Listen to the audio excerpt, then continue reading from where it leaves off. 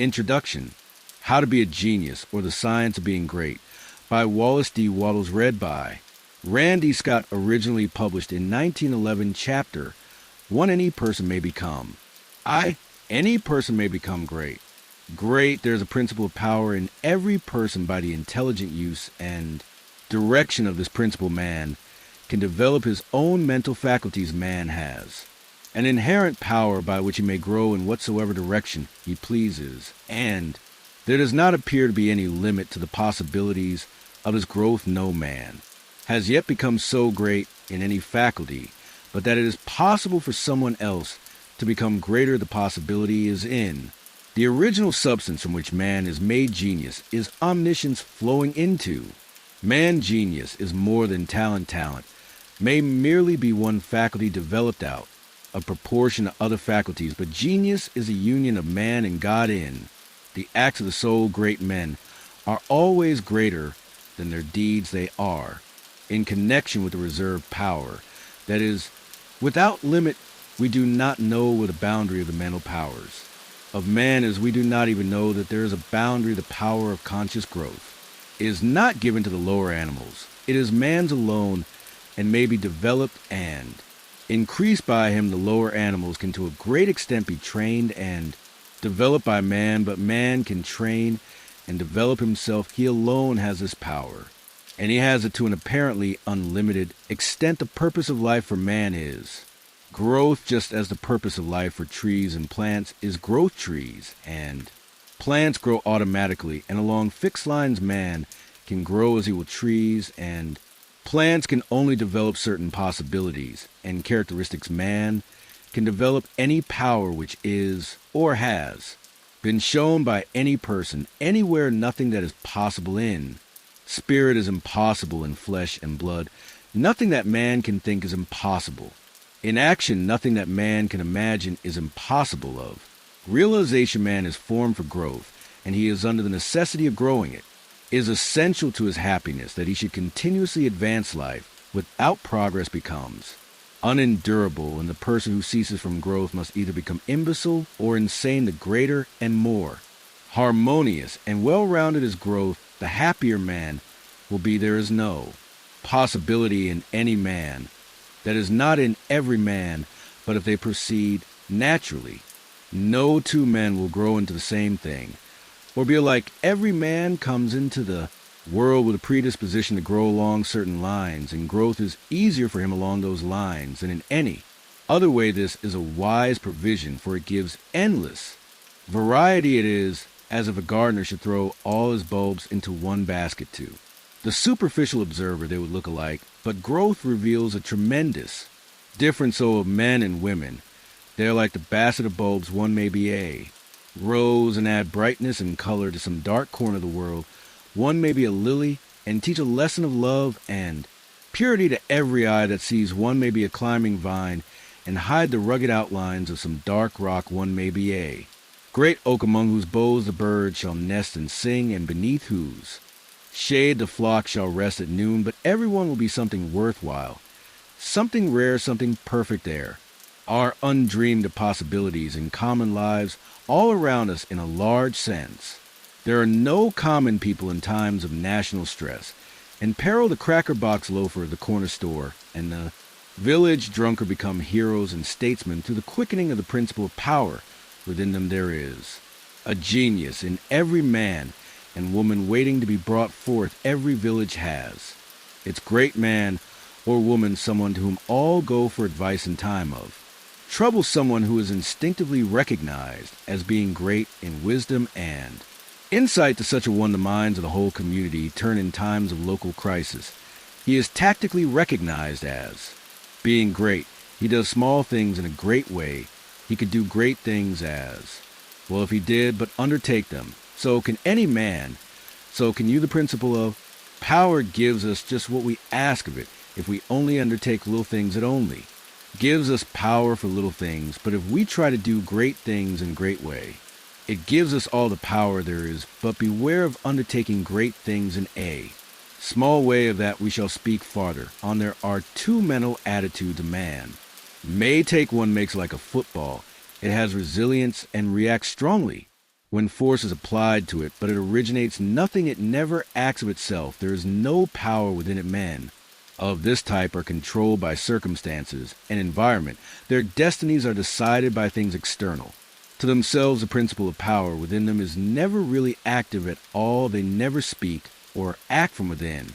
The other attitude makes man like a flowing spring. Power comes out from the center of him.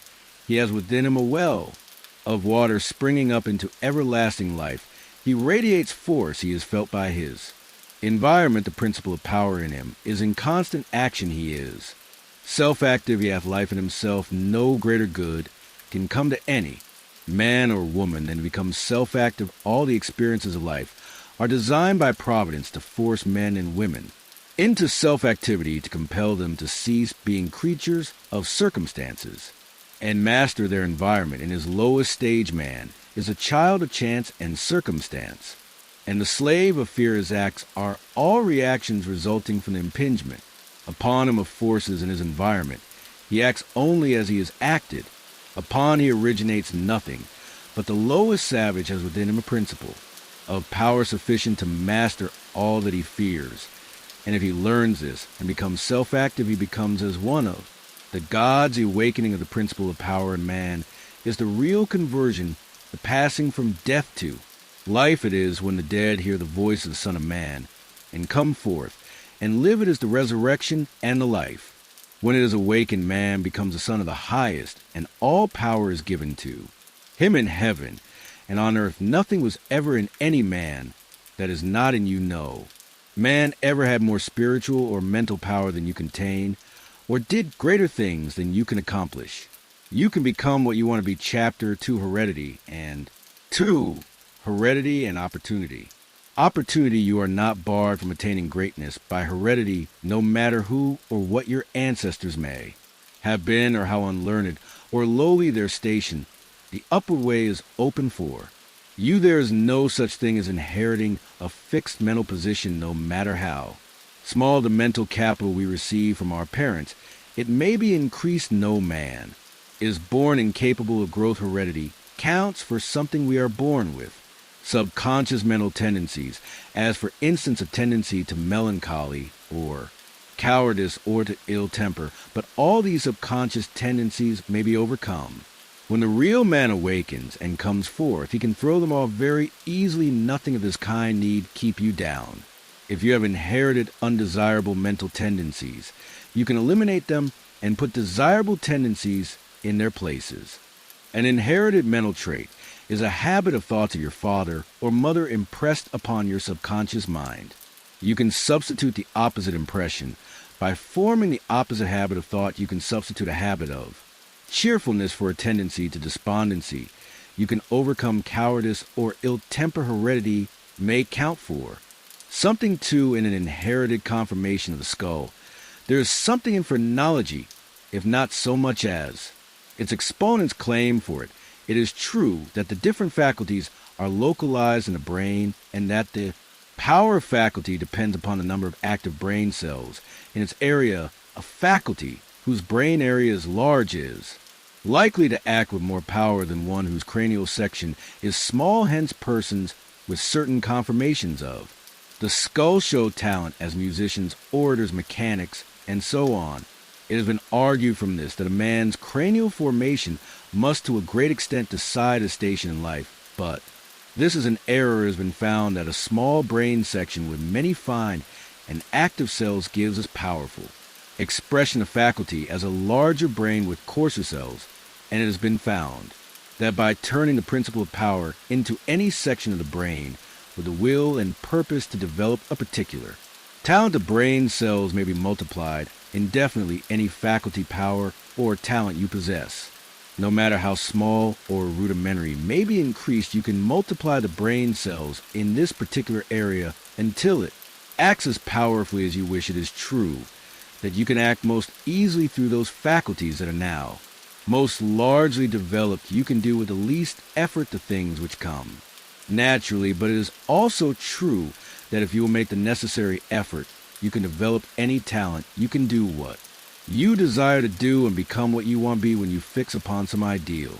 And proceed as here, and after directed, all the power of your being is turned into the faculties required in the realization of that ideal. More blood and nerve force go to the corresponding sections of the brain, and the cells are quickened, increased, and multiplied in.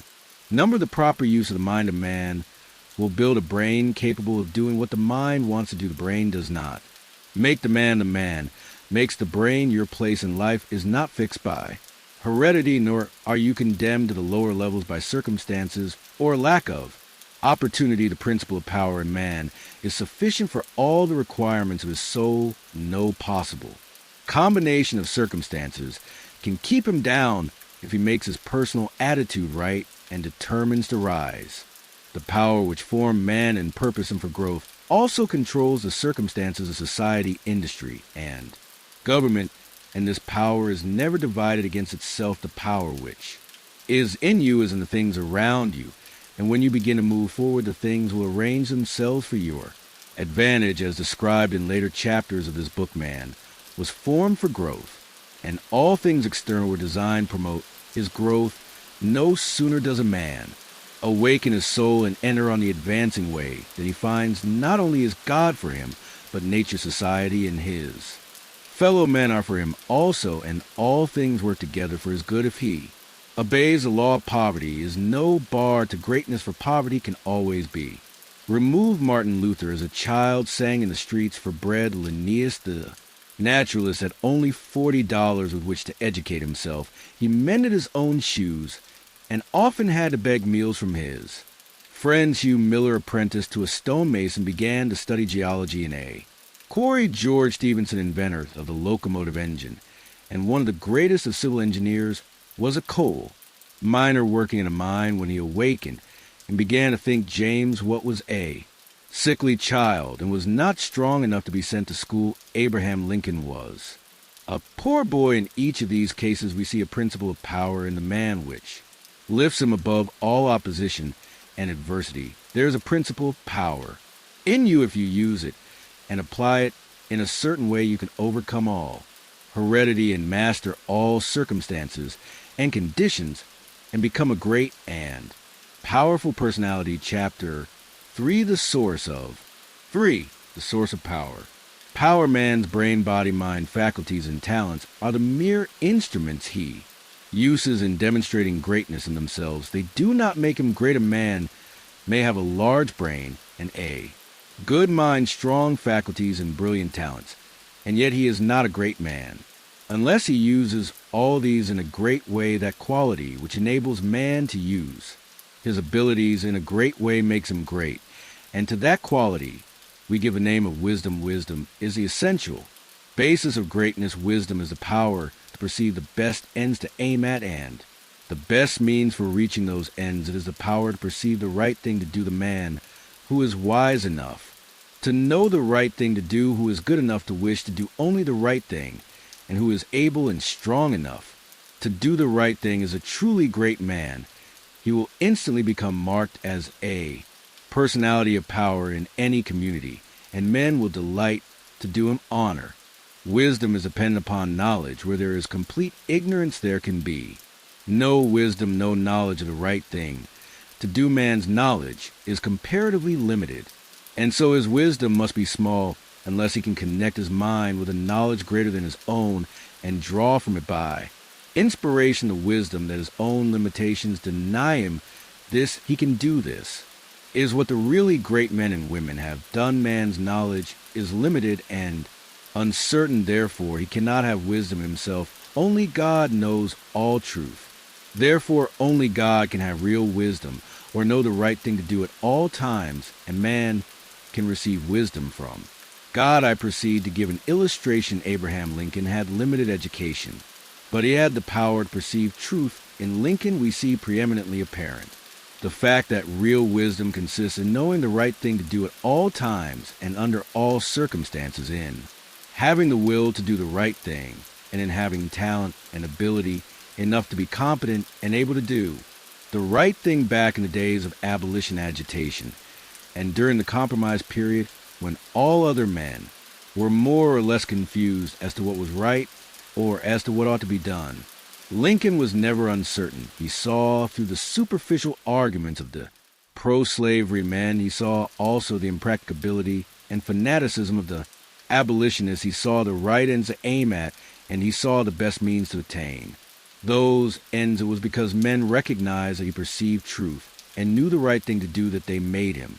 President any man who develops the power to perceive truth and who can show that he always knows the right thing to do and that he can be trusted to do the right thing will be honored and advanced the whole world is looking eagerly for. Such men, when Lincoln became president, he was surrounded by a multitude of so-called able advisors, hardly any two of whom were agreed. At times they were all opposed to his policies. At times almost the whole North was opposed to what he proposed to do, but he saw the truth when others were misled by appearances. His judgment was seldom or never wrong. He was at once the ablest statesman and the best soldier of the period. Where did he, a comparatively unlearned man, get this wisdom? It was not due to some peculiar formation of his skull or some fineness of texture of his brain. It was not due to some physical characteristic. It was not even a quality of mind. Due to superior reasoning power, knowledge of truth is not often reached by the processes of reason. It was due to a spiritual insight. He perceived truth. But where did he perceive it? And whence did the perception come? We see something similar in Washington, whose faith and courage, due to his perception of truth, held the colonies together during the long and often apparently hopeless struggle of the Revolution. We see something of the same thing in the phenomenal genius of Napoleon, who always knew in military matters the best means to adopt. We see that the greatness of Napoleon was in nature rather than in Napoleon, and we discover back of Washington and Lincoln something greater than either Washington or Lincoln. We see the same thing in all great men and women. They perceive truth. But truth cannot be perceived until it exists, and there can be no truth until there is a mind to perceive it. Truth does not exist apart from mind. Washington and Lincoln were in touch and communication with mind which knew all knowledge and contained all truth. So of all who manifest wisdom, wisdom is obtained by reading the mind of, for the mind of God, God chapter, for the mind of God, there is a cosmic intelligence which is in all things, and through all things this is the one real substance from it. All things proceeded as intelligent substance, or mind stuff. It is God. Where there is no substance, there can be no intelligence, for where there is no substance, there is nothing. Where there is thought, there must be a substance which thinks thought cannot be function. For function is motion, and it is inconceivable that mere motion should think. Thought cannot be vibration, for vibration is motion, and that motion should be intelligent is not thinkable. Motion is nothing but the moving of substance. If there be intelligence shown, it must be in the substance and not in the motion. Thought cannot be the result of motions in the brain. If thought is in the brain, it must be in the brain substance and not in the motions which brain substance makes. But thought is not in the brain substance, for brain substance without life is quite unintelligent and dead. Thought is in the life principle which animates the brain and the spirit substance, which is the real man. The brain does not think. The man thinks and expresses his thought through the brain. There is a spirit substance which thinks, just as the spirit substance of man permeates his body and thinks and knows in the body. So the original spirit substance, God, permeates all nature and thinks and knows in nature. Nature is as intelligent as man and knows more than man. Nature knows all things. The all mind has been in touch with all things from the beginning, and it contains all knowledge. Man's experience covers a few things, and these things man knows, but God's experience covers all the things that have happened since the creation, from the wreck of a planet or the passing of a comet to the fall of a sparrow. All that is, and all that has been our present in the intelligence which is wrapped about us and enfolds us and presses upon us from every side. All the encyclopedias men have written are but trivial affairs compared to the vast knowledge held by the mind, in which men live, move, and have their being. The truths men perceive by inspiration are thoughts held in this mind. If they were not thoughts, men could not perceive them, for they would have no existence. And They could not exist as thoughts unless there is a mind for them to exist in and. A mind can be nothing else than a substance which thinks man is thinking substance A, portion of the cosmic substance, but man is limited while the cosmic intelligence, from which he sprang, which Jesus calls the Father, is unlimited, all intelligence, power, and. Force come from the Father. Jesus recognized this and stated it very plainly over and over again. He ascribed all his wisdom and power to his unity with the Father, and to perceiving the thoughts of God. My Father and I are one. This was the foundation of his knowledge and power. He showed the people the necessity of becoming spiritually awakened, of hearing his voice and becoming like him. He compared the unthinking man, who is the prey and sport of circumstances, to the dead man in a tomb, and besought him to hear and come. Fourth, God is spirit. He said, be born again, become spiritually awake, and you may see his kingdom, hear my voice, see what I am, and what I do, and come forth, and live the words I speak, are spirit, and life accept them, and they will cause a well of water to spring up within you. Then you will have life within yourself. I do what I see the Father do, he said, meaning that he read the thoughts of God. The Father showeth all things to the Son. If any man has the will to do the will of God, he shall know truth. My teaching is not my own, but as that sent me. You shall know the truth, and the truth shall make you free. The Spirit shall guide you into all truth. We are immersed in mind, and that mind contains all knowledge and all truth. It is seeking to give us this knowledge, for our Father delights to give good gifts to his children. The prophets and seers and great men and women past and present were made great by what they received from God, not by what they were taught by men. This limitless reservoir of wisdom and power is open to you. You can draw upon it as you will, according to your needs. You can make yourself what you desire to be. You can do what you wish to do. You can have what you want to accomplish. This you must learn to become one with the Father, so that you may perceive truth, so that you may have wisdom and know the right ends to seek and the right means to use to attain those ends, and so that you may secure power and ability to use the means. In closing this chapter, resolve that you will now lay aside all else and concentrate upon the attainment of conscious unity with God. Oh, when I am safe in my sylvan home, I tread on the pride of Greece and Rome, and when I am stretched beneath the pines, where the evening star so holy shines, I laugh at the lore and pride of man, at the sophist schools and the learned clan, for were they all in their high conceit, when man in the bush with God may meet. Chapter 5. V. Preparation. Preparation. Draw nigh to God, and he will draw nigh to you if you become like God.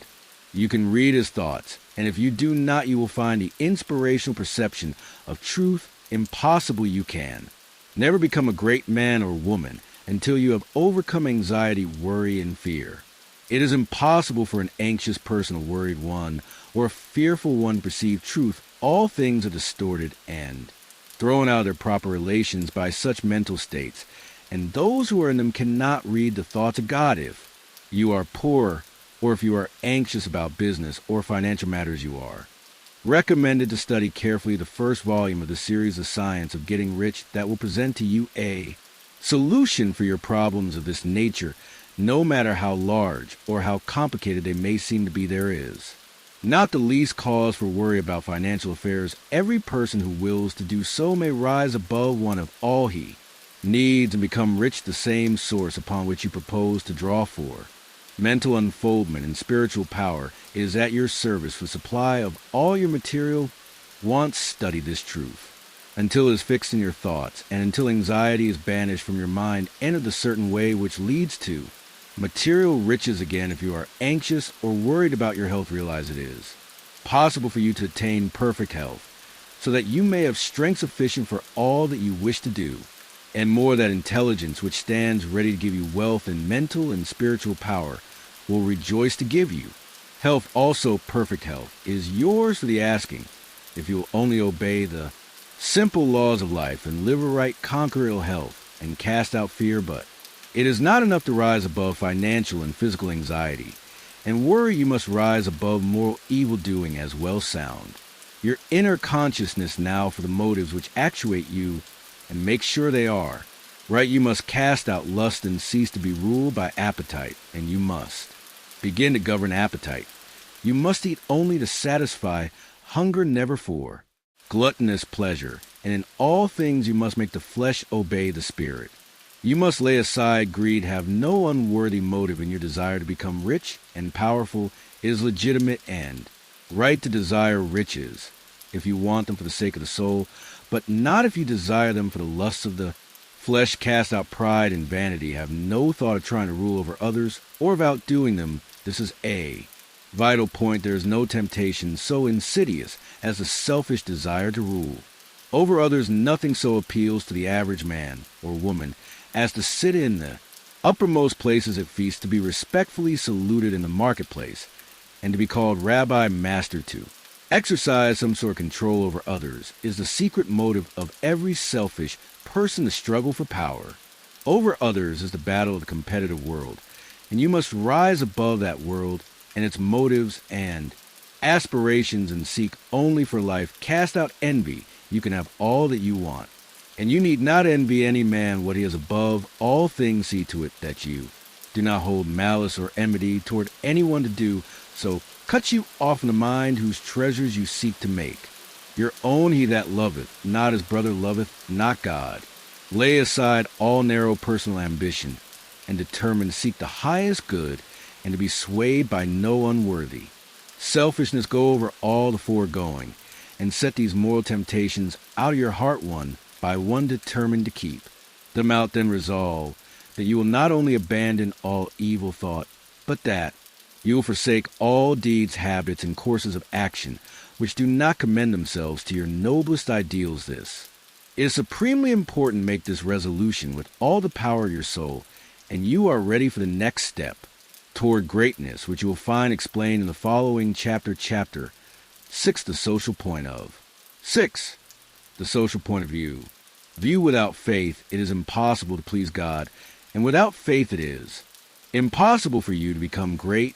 The distinguishing characteristic of all really great men and women is an unwavering faith. We see this in Lincoln during the dark days of the war. We see it in Washington at Valley Forge. We see it in Livingstone, the crippled missionary threading the mazes of the dark continent, his soul aflame with the determination to let in the light upon the accursed slave trade which his soul abhorred. We see it in Luther and in Francis Willard, in every man and woman who has attained a place on the muster roll of the great ones of the world. Faith, not a faith in oneself or in one's own powers, but faith in principle, in the something great which upholds right, and which may be relied upon to give us the victory in due time. Without this faith, it is not possible for anyone to rise to real greatness. The man who has no faith, in principle, will always be a small man. Whether you have this faith or not depends upon your point of view. You must learn to see the world as being produced by evolution, as a something which is evolving and becoming, not as a finished work. Millions of years ago, God worked with very low and crude forms of life, low and crude, yet each perfect. After its kind, higher and more complex organisms, animal and vegetable, appeared. Through the successive ages, the earth passed through stage after stage in its unfoldment, each stage perfect in itself, and to be succeeded by a higher one. What I wish you to note is that the so-called lower organisms are as perfect after their kind as the higher ones. That the world in the Eocene period was perfect, for that period was perfect, but God's work was not finished. This is true of the world today, physically, socially, and industrially. It is all good, and it is all perfect. It is not complete anywhere or in any part, but so far as the handiwork of God has gone, it is perfect. This must be your point of view, that the world and all it contains is perfect, though not completed. All's right with the world. That is a great fact. There is nothing wrong with anything. There is nothing wrong with anybody. All the facts of life you must contemplate from this standpoint. There is nothing wrong with nature. Nature is a great advancing presence, working beneficially for the happiness of all things in nature are good. She has no evil. She is not complete, for creation is still unfinished, but she is going on to give to man even more bountifully than she has given to him in the past. Nature is a partial expression of God, and God is love. She is perfect but not complete soul of human society, and government, what though there are trusts and combinations of capital and strikes and lockouts, and so on, all these things are part of the forward movement. They are incidental to the evolutionary process of completing society when it is complete. There will be no more of these inharmonies, but it cannot be completed without them. J.P. Morgan is as necessary to the coming social order as the strange animals of the age of reptiles were to the life of the succeeding period, and just as these animals were perfect after their kind, so Morgan is perfect after his kind. Behold, it is all very good. See society, government, and industry as being perfect now, and as advancing rapidly toward being complete.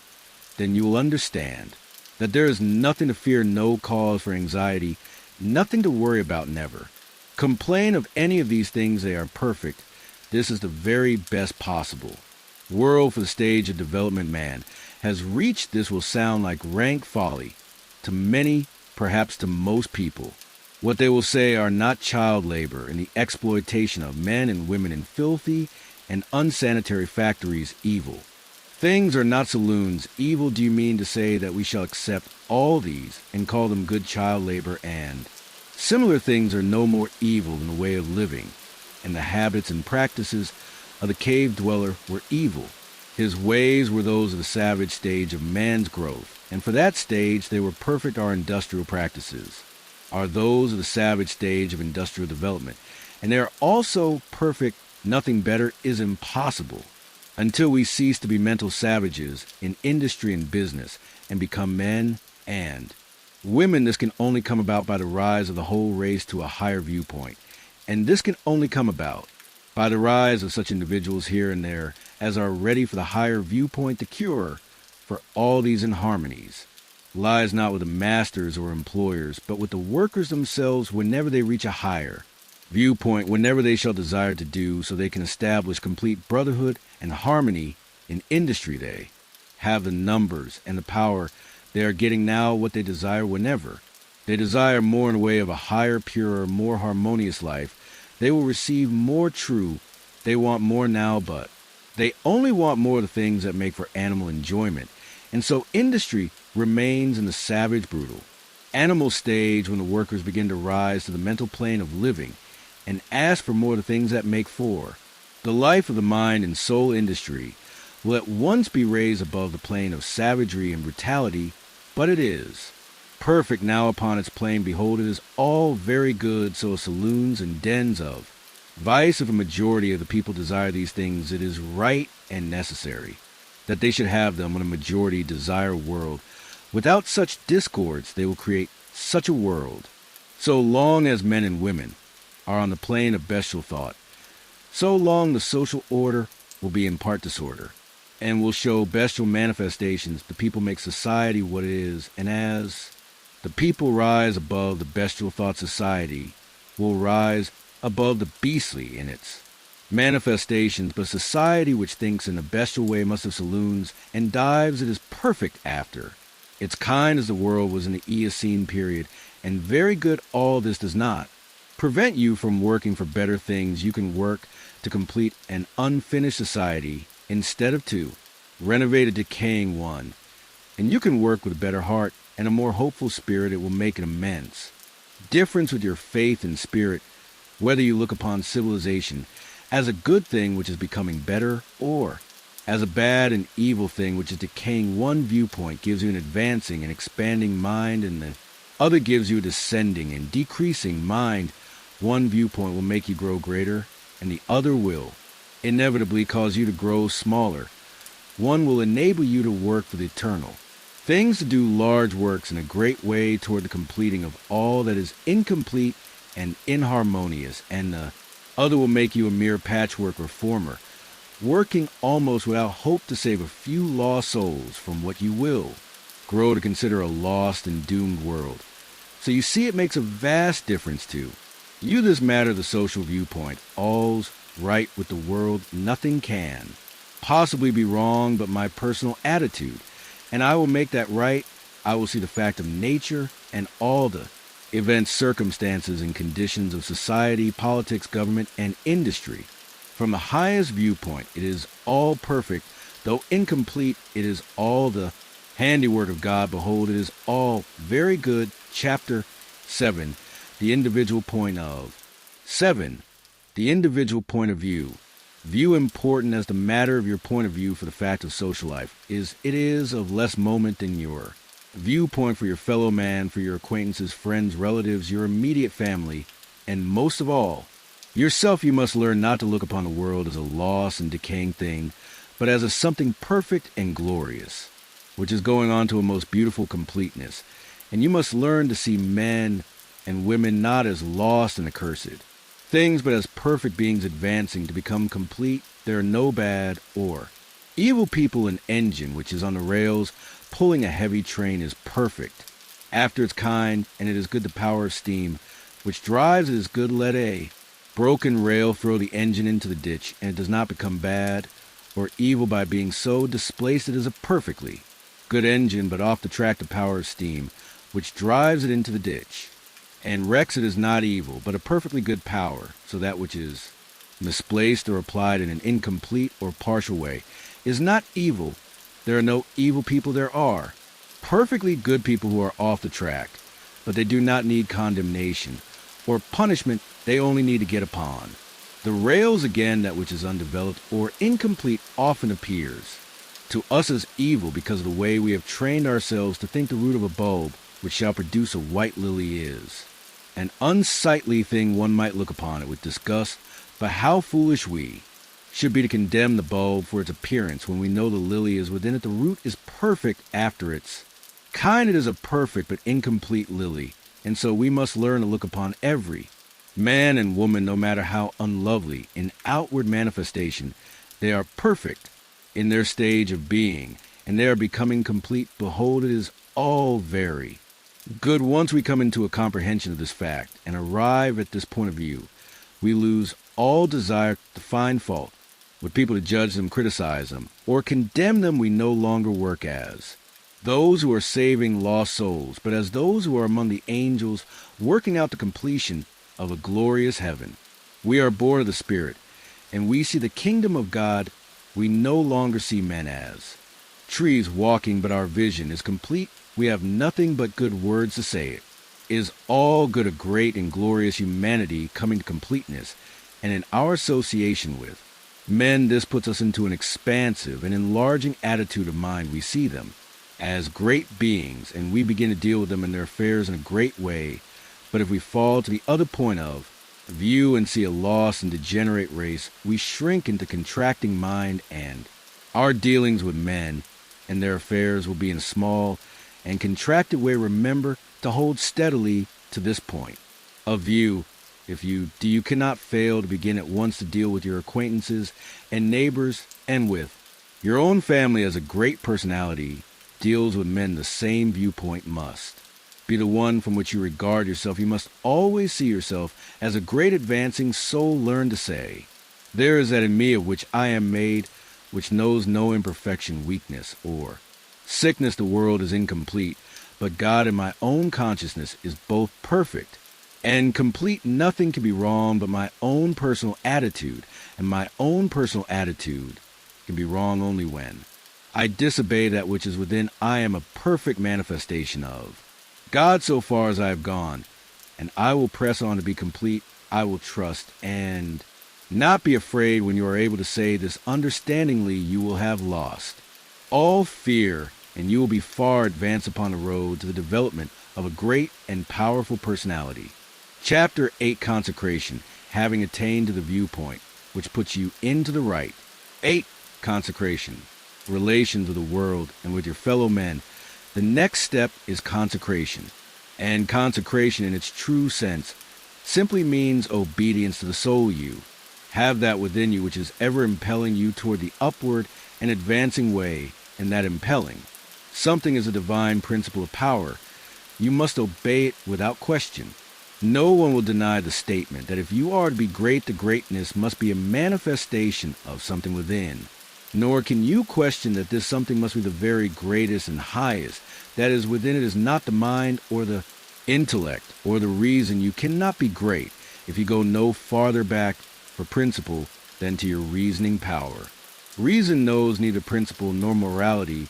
Your reason is like a lawyer in that it will argue for either side. The intellect of a thief will plan robbery, and murder as readily as the intellect of a saint will plan a great philanthropy. Intellect helps us to see the best means and manner of doing the right thing, but intellect never shows us. The right thing, intellect and reason serve the selfish man for his selfish ends as readily as they serve the unselfish man for his unselfish ends. Use intellect and reason without regard to principle, and you may become known as a very able person, but you will never become known as a person whose life shows the power of real greatness. There's too much training of the intellect and reasoning powers and too little training and obedience to the soul. This is the only thing that can be wrong with your personal attitude when it fails to be one of obedience to the principle of power by going back to your own center. You can always find a pure idea of right for every relationship to be great, and to have power, it is only necessary to conform your life to the pure idea as. You find it in the great. Within every compromise on this point is made at the expense of a loss of power. This you must remember: there are many ideas in your mind which you have outgrown, and which from force of habit you still permit to dictate the actions of your life. Cease all this, abandon everything you have outgrown. There are many ignoble customs, social and other, which you still follow, although you know they tend to dwarf and belittle you and keep you acting in a small way. Rise above all this. I do not say that you should absolutely disregard conventionalities or the commonly accepted standards of right and wrong. You cannot do this, but you can deliver your soul from most of the narrow restrictions which bind the majority of your fellow men. Do not give your time and strength to the support of obsolete institutions, religious or otherwise. Do not be bound by creeds in which you do not believe. Be free, or perhaps form some sensual habits of mind or body. Abandon them. You still indulge in distrustful fears that things will go wrong, or that people will betray you or mistreat you. Get above all of them. You still act selfishly in many ways, and on many occasions cease to do so. Abandon all these, and in place of them put the best actions you can form conception of in your mind if you desire to advance. And you are not doing so. Remember that it can be only because your thought is better than your practice. You must do as well as you think. Let your thoughts be ruled by principle, and then live up to your thoughts. Let your attitude in business and politics and neighborhood affairs and in your own home be the expression of the best thoughts you can think. Let your manner toward all men and women, great and small, and especially to your own family circle, always be the most kindly, gracious, and courteous you can picture in your imagination. Remember your viewpoint. You are a god in the company of gods, and must conduct yourself accordingly. The steps to complete consecration are few and simple. You cannot be ruled from below. If you are to be great, you must rule from above. Therefore, you cannot be governed by physical impulses. You must bring your body into subjection to the mind, but your mind without principle may lead you into selfishness and immoral ways. You must put the mind into subjection to the soul, and your soul is limited by the boundaries of your knowledge. You must put into subjection to that over soul which needeth no searching of the understanding, but before whose eyes all things are spread. That constitutes consecration. Say, I surrender my body to be ruled by my mind. I surrender my mind to be governed by my soul, and I surrender my soul to the guidance of God. Make this consecration complete and thorough, and you have taken the second great step in the way of greatness and power. Chapter 9. 9. Identification. Identification, having recognized God as the advancing presence in nature, society, and your fellow men, and harmonize yourself with all these, and having consecrated yourself to that within, which impels toward the greatest and the highest. The next step is to become aware of and recognize fully the fact that the principle of power within you is God himself. You must consciously identify yourself with the highest. This is not some false or untrue position to be assumed. It is a fact to be recognized. You are already one with God. You want to become consciously aware of it. There is one substance, the source of all things, and this substance has within itself the power which creates all things. All power is inherent in it. This substance is conscious and thinks it works with perfect understanding and intelligence. You know that this is so because you know that substance exists and that consciousness exists and that it must be. Substance, which is conscious, man is conscious, and thinks man is substance he. Must be substance else. He is nothing, and does not exist at all if man is.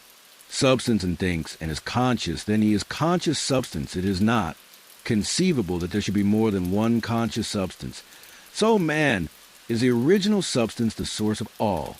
Life and power embodied in a physical form, man, cannot be something different. From God, intelligence is one and the same everywhere, and must be everywhere an attribute of the same substance there. Cannot be one kind of intelligence in God, and another kind of intelligence in man. Intelligence can only be in intelligent substance, and intelligent substance is God. Man is a one stuff with God, and so all the talents, powers, and possibilities that are in God are in man, not in a few exceptional men, but in every man all power is given to man in heaven and on earth. Is it not written, ye are gods, a principle of power in man? Is man himself, and man himself is God. But while man is original substance and has within him all power and possibilities, his consciousness is limited. He does not know all there is to know, and so he is liable to error and mistake. To save himself from these, he must unite his mind to that outside him, which does know all he must become. Consciously one with God, there is a mind surrounding him on every side closer, then breathing nearer than hands and feet, and in this mind is the memory of all that has ever happened, from the greatest convulsions of nature in prehistoric days to the fall of the sparrow in this present time, and all that is in existence now as well held in this mind is the great purpose which is behind all nature. And so it knows what is going to be. Man is surrounded by a mind which knows all there is to know, past, present, and to come everything that men have said or done or written is present there. Man is of one identical stuff with his mind. He proceeded from it, and he can so identify himself with it that he may know what it knows. My Father is greater than I said, Jesus. I come from him. I and my Father are one, he showeth. The Son, all things the Spirit shall guide you into all truth. Your identification of yourself with the infinite must be accomplished by conscious recognition on your part, recognizing as a fact that there is only God and that all intelligence is in the one substance. You must affirm somewhat after this wise, there is only one, and that one is everywhere. I surrender myself to conscious unity with the highest, not I, but the Father. I will to be one with the Supreme and to lead the divine life. I am one with infinite consciousness. There is but one mind, and I am that mind. I that speak unto you am he. If you have been thorough in the work as outlined in the preceding chapters, if you have attained to the true viewpoint, and if your consecration is complete, you will not find conscious identification hard to attain. And once it is attained, the power you seek is yours, for you have made yourself one with all the power there. It is chapter 10, idealization. You are a thinking center in X, idealization. Original substance and the thoughts of original substance have creative power.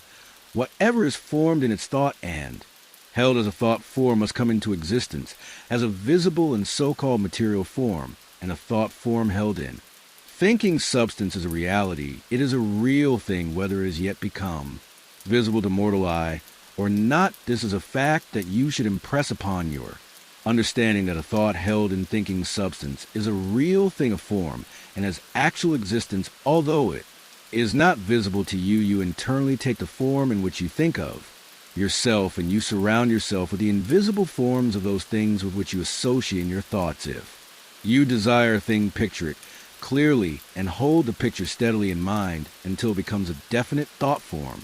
And if your practices are not such as to separate you from God, the thing you want will come to you in material form. It must do so in obedience to the law by which the universe was created. Make no thought form of yourself in connection with disease or sickness, but form a conception of health. Make a thought form of yourself as strong and hardy, and perfectly well impress this thought form on creative intelligence. And if your practices are not in violation of the laws by which the physical body is built, your thought form will become manifest.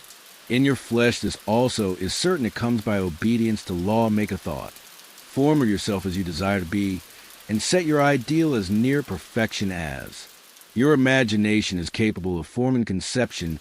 Let me illustrate. If a young law student wishes to become great, let him picture himself while attending to the viewpoint consecration and identification as previously directed as a great lawyer, pleading his case with matchless eloquence and power before the judge and jury as having an unlimited command of truth, of knowledge, and of wisdom. Let him picture himself as the great lawyer in every possible situation and contingency while he is still only the student in all circumstances. Let him never forget or fail to be the great lawyer in his thought form of himself as. The thought form grows more definite and habitual in his mind. The creative energies both within and without are set. At work, he begins to manifest a form from within, and all the essentials, without which go into the picture, begin to be impelled toward him. He makes himself into the image, and God works with him. Nothing can prevent him from becoming what he wishes to be in the same general way the musical student pictures himself as performing perfect harmonies, and as delighting vast audiences. The actor forms the highest conception he is capable of in regard to his art, and applies this conception to himself. The farmer and the mechanic do exactly the same thing. Fix upon your ideal of what you wish to make of yourself. Consider well, and be sure that you make the right choice, that is, the one which will be the most satisfactory to you. In a general way, do not pay too much attention to the advice or suggestions of those around. You do not believe that anyone can know better than yourself what is right for you. Listen to what others have to say, but always form your own conclusions. Do not let other people decide what you are to be. Be what you feel that you want to be. Do not be misled by a false notion of obligation or duty. You can owe no possible obligation or duty to others which should prevent you from making the most of yourself. Be true to yourself, and you cannot then be false to any man. When you have fully decided what thing you want to be formed, the highest conception of that thing that you are capable of imagining, and make that conception a thought form, hold that thought form as a fact, as the real truth about yourself, and believe in it. Close your ears to all adverse suggestions. Never mind if people call you a fool and a dreamer. Dream on.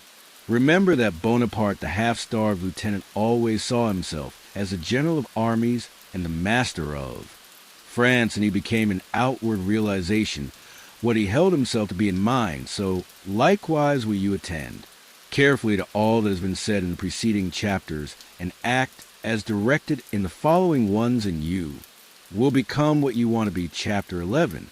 Realization. Realization. If you were to stop with the close of the last chapter, however, you would never become great. You would be, indeed, a mere dreamer of dreams, a castle builder. Too many do stop there. They do not understand the necessity for present action in realizing the vision and bringing the thought form into manifestation. Two things are necessary: first, the making of the thought form, and second, the actual appropriation to yourself of all that goes into and around the thought form. We have discussed the first. Now we will proceed to give directions for the second. When you have made your thought form, you are already in your interior what you want be. Next, you must become externally what you want to be. You are already great within, but you are not yet doing the great things. Without, you cannot begin on the instant to do the great things. You cannot be before the world a great actor or lawyer or musician or personality. You know yourself to be. No one will entrust great things to you as yet, for you have not made yourself known. But you can always begin to do small things in a great way. Here lies the whole secret. You can begin to be great.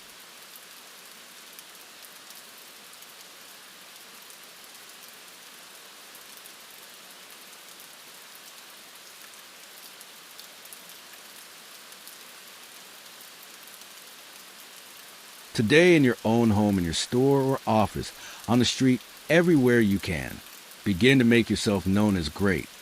And you can do this by doing everything you do in a great way. You must put the whole power of your great soul into every act, however small and commonplace And so reveal to your family, your friends, and neighbors what you really are. Do not brag or boast of yourself. Do not go about telling people what a great personage you are. Simply live in a great way. No one will believe you if you tell them you are a great man, but no one can doubt your greatness if you show in your actions.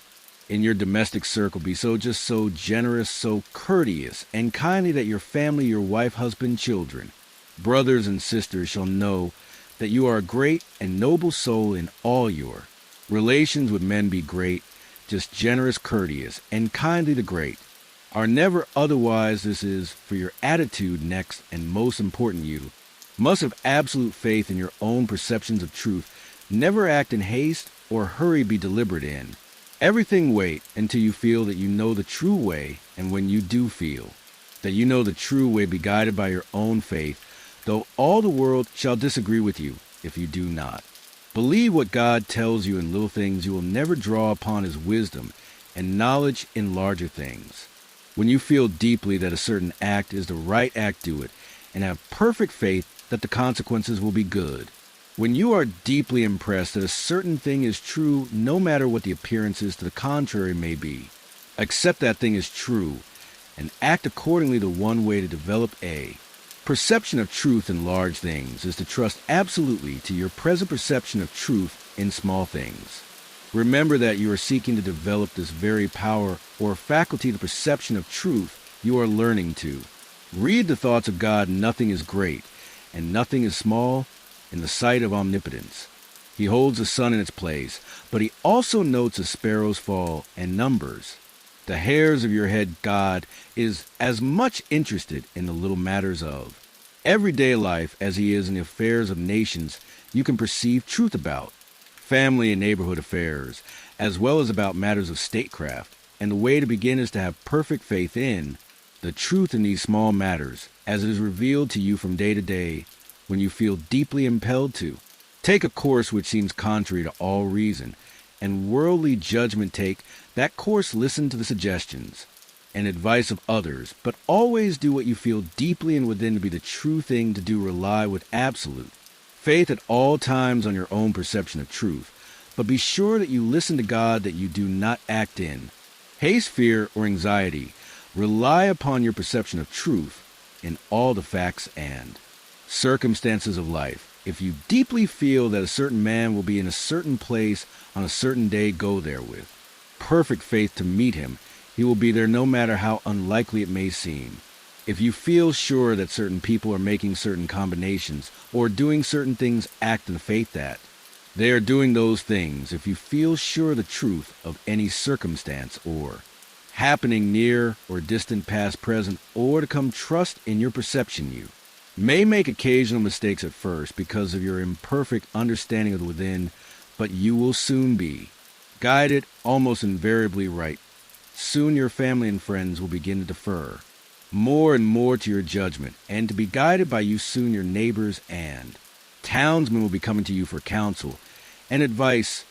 Soon you will be recognized as one who is great in small things, and you will be called upon more and more to take charge of larger things. All that is necessary is to be guided absolutely in all things by your inner light, your perception of truth.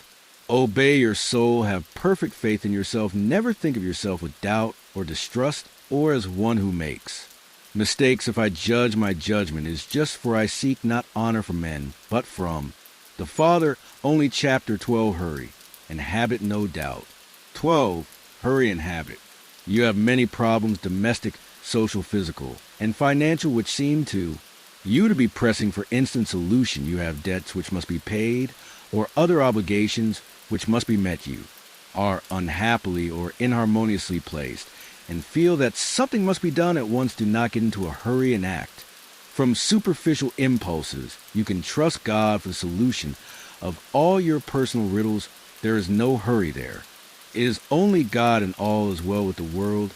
There's an invincible power in you, and the same power is in the things you want, is bringing them to you and bringing you to them. This is a thought that you must grasp and hold continuously, that the same intelligence which is in you is in the things you desire. They are impelled toward you as strongly and decidedly as your desire impels you toward them. The tendency, therefore, of a steadily held thought must be to bring the things you desire to you and to group them around you. So long as you hold your thought and your faith right, all must go well. Nothing can be wrong but your own personal attitude, and that will not be wrong if you trust and are not afraid. Hurry is a manifestation of fear. He who fears not has plenty of time if you act. With perfect faith in your own perceptions of truth, you will never be too late or too early, and nothing will go wrong if things appear to be going wrong. Do not get disturbed and mind it. It is only in appearance. Nothing can go wrong in this world but yourself and you. Can go wrong only by getting into the wrong mental attitude. Whenever you find yourself getting excited, worried, or into the mental attitude of hurry, sit down and think it over, play a game of some kind, or take a vacation, go on a trip, and all will be right when you return so surely as you find yourself in the mental attitude of haste, just so surely. May you know that you are out of the mental attitude of greatness, hurry, and fear will instantly cut your connection. With the universal mind, you will get no power, no wisdom, and no information until you are calm and fall into the attitude of hurry will check the action of the principle of power within you.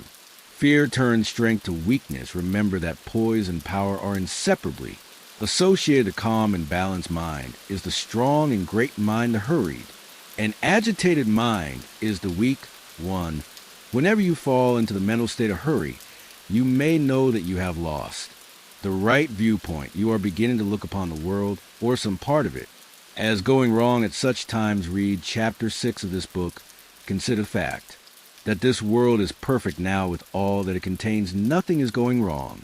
Nothing can be wrong. Be poised, be calm, be cheerful, have faith in God. Next, as to habit, it is probable that your greatest difficulty will be to overcome your old habitual ways of thought and to form new habits. The world is ruled by habit kings, tyrants, masters, and plutocrats hold their positions solely because the people have come to habitually accept them. Things are as they are only because people have formed the habit of accepting them as they are. When the people change their habitual thought about governmental, social, and industrial institutions, they will change the institutions. Habit rules us all. You have formed perhaps the habit of thinking of yourself as a common person, as one of a limited ability, or as being more or less of a failure.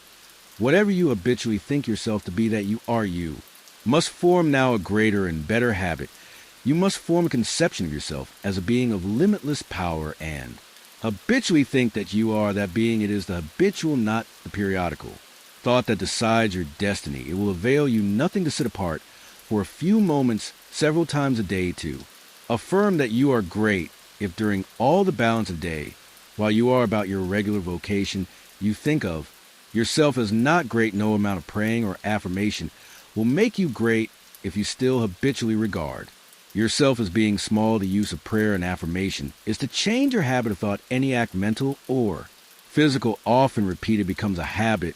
The purpose of mental exercises is to repeat certain thoughts over and over until the thinking of those thoughts becomes constant and habitual. The thoughts we continually repeat become convictions. What you must do is to repeat the new thought of yourself until it is the only way in which you think of yourself. Habitual thought and not environment or circumstance has made you what you are. Every person has some central idea or thought form of himself, and by this idea he classifies and arranges all his facts and external relationships.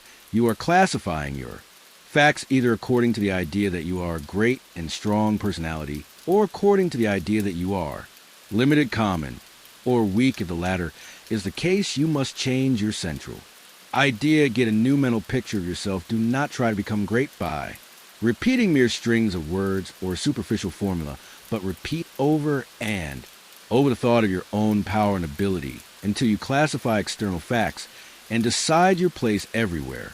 By this idea, in another chapter, will be found an illustrative mental exercise and further directions on this point. Chapter 13, Thought. 13. Thought. Greatness is attained only by the thinking of great thoughts. No man can become great in outward personality until he is great internally, and no man can be great internally until he thinks. No amount of education, reading, or study can make you great without thought, but thought can make you great with very little study, there are altogether two. Many people who are trying to make something of themselves by reading books without thinking all such will fail you are not mentally developed by what you read, but by what you think about what you read. Thinking is the hardest and most exhausting of all labor, and hence many people shrink from it. God has so formed us that we are continuously impelled to thought we must either think or engage in some activity to escape thought the headlong, continuous chase for pleasure in which most people spend. All their leisure time is only an effort to escape thought if they are alone, or if they have nothing amusing to take their attention, as novel to read or show to see. They must think and to escape. From thinking they resort to novel shows and all the endless devices of the purveyors of amusement most people spend the greater part of their leisure time running away from thought. Hence, they are where they are we never move forward until we begin to think, read less, and think more, read about great things, and think about great questions and issues we have at the present time. Few really great figures in the political life of our country. Our politicians are a petty lot. There is no Lincoln, no Webster, no Clay, Calhoun, or Jackson. Why? Because our present statesmen deal only with sordid and petty issues, questions of dollars, and sense of expediency in party success of material prosperity, without regard to ethical right thinking along these lines, does not call forth great souls of statesmen. Of Lincoln's time and previous times dealt with question of eternal truth, of human rights and justice. Men thought upon great themes, they thought great thoughts, and they became great men. Thinking, not merely knowledge or information, makes personality. Thinking is growth you cannot think without. Growing, every thought engenders another thought. Write one idea, and others will follow until you have written a page. You cannot fathom your own mind. It has neither bottom nor boundaries. Your first thoughts may be crude, but as you go on thinking, you will use more and more of yourself. You will quicken new brain cells into activity, and you will develop new faculties. Heredity, environment, circumstances, all things must give way before you if you practice sustained and continuous thought. But on the other hand, if you neglect to think for yourself and only use other people's thought, you will never know what you are capable of, and you will end by being incapable of anything. There can be no real greatness without original thought. All that a man does outwardly is the expression and completion of his inward thinking. No action is possible without thought, and no great action is possible until a great thought has preceded it. Action is the second form of thought, and personality is the materialization of thought. Environment is the result of thought. Things group themselves or arrange themselves around you according to your thought.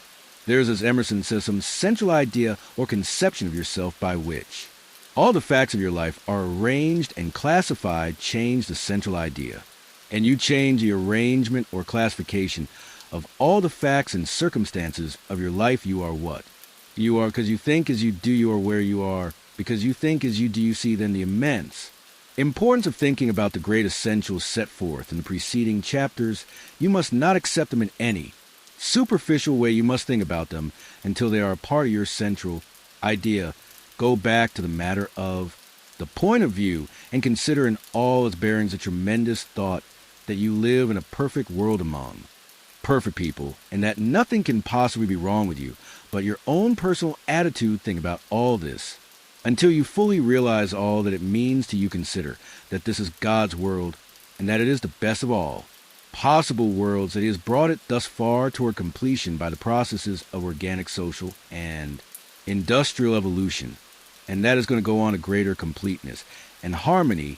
Consider that there is one great, perfect, intelligent principle of life and power, causing all the changing phenomena of the cosmos. Think about all this until you see that it is true, and until you comprehend how you should live and act as a citizen of such a perfect whole. Next, think of the wonderful truth that this great intelligence is in you.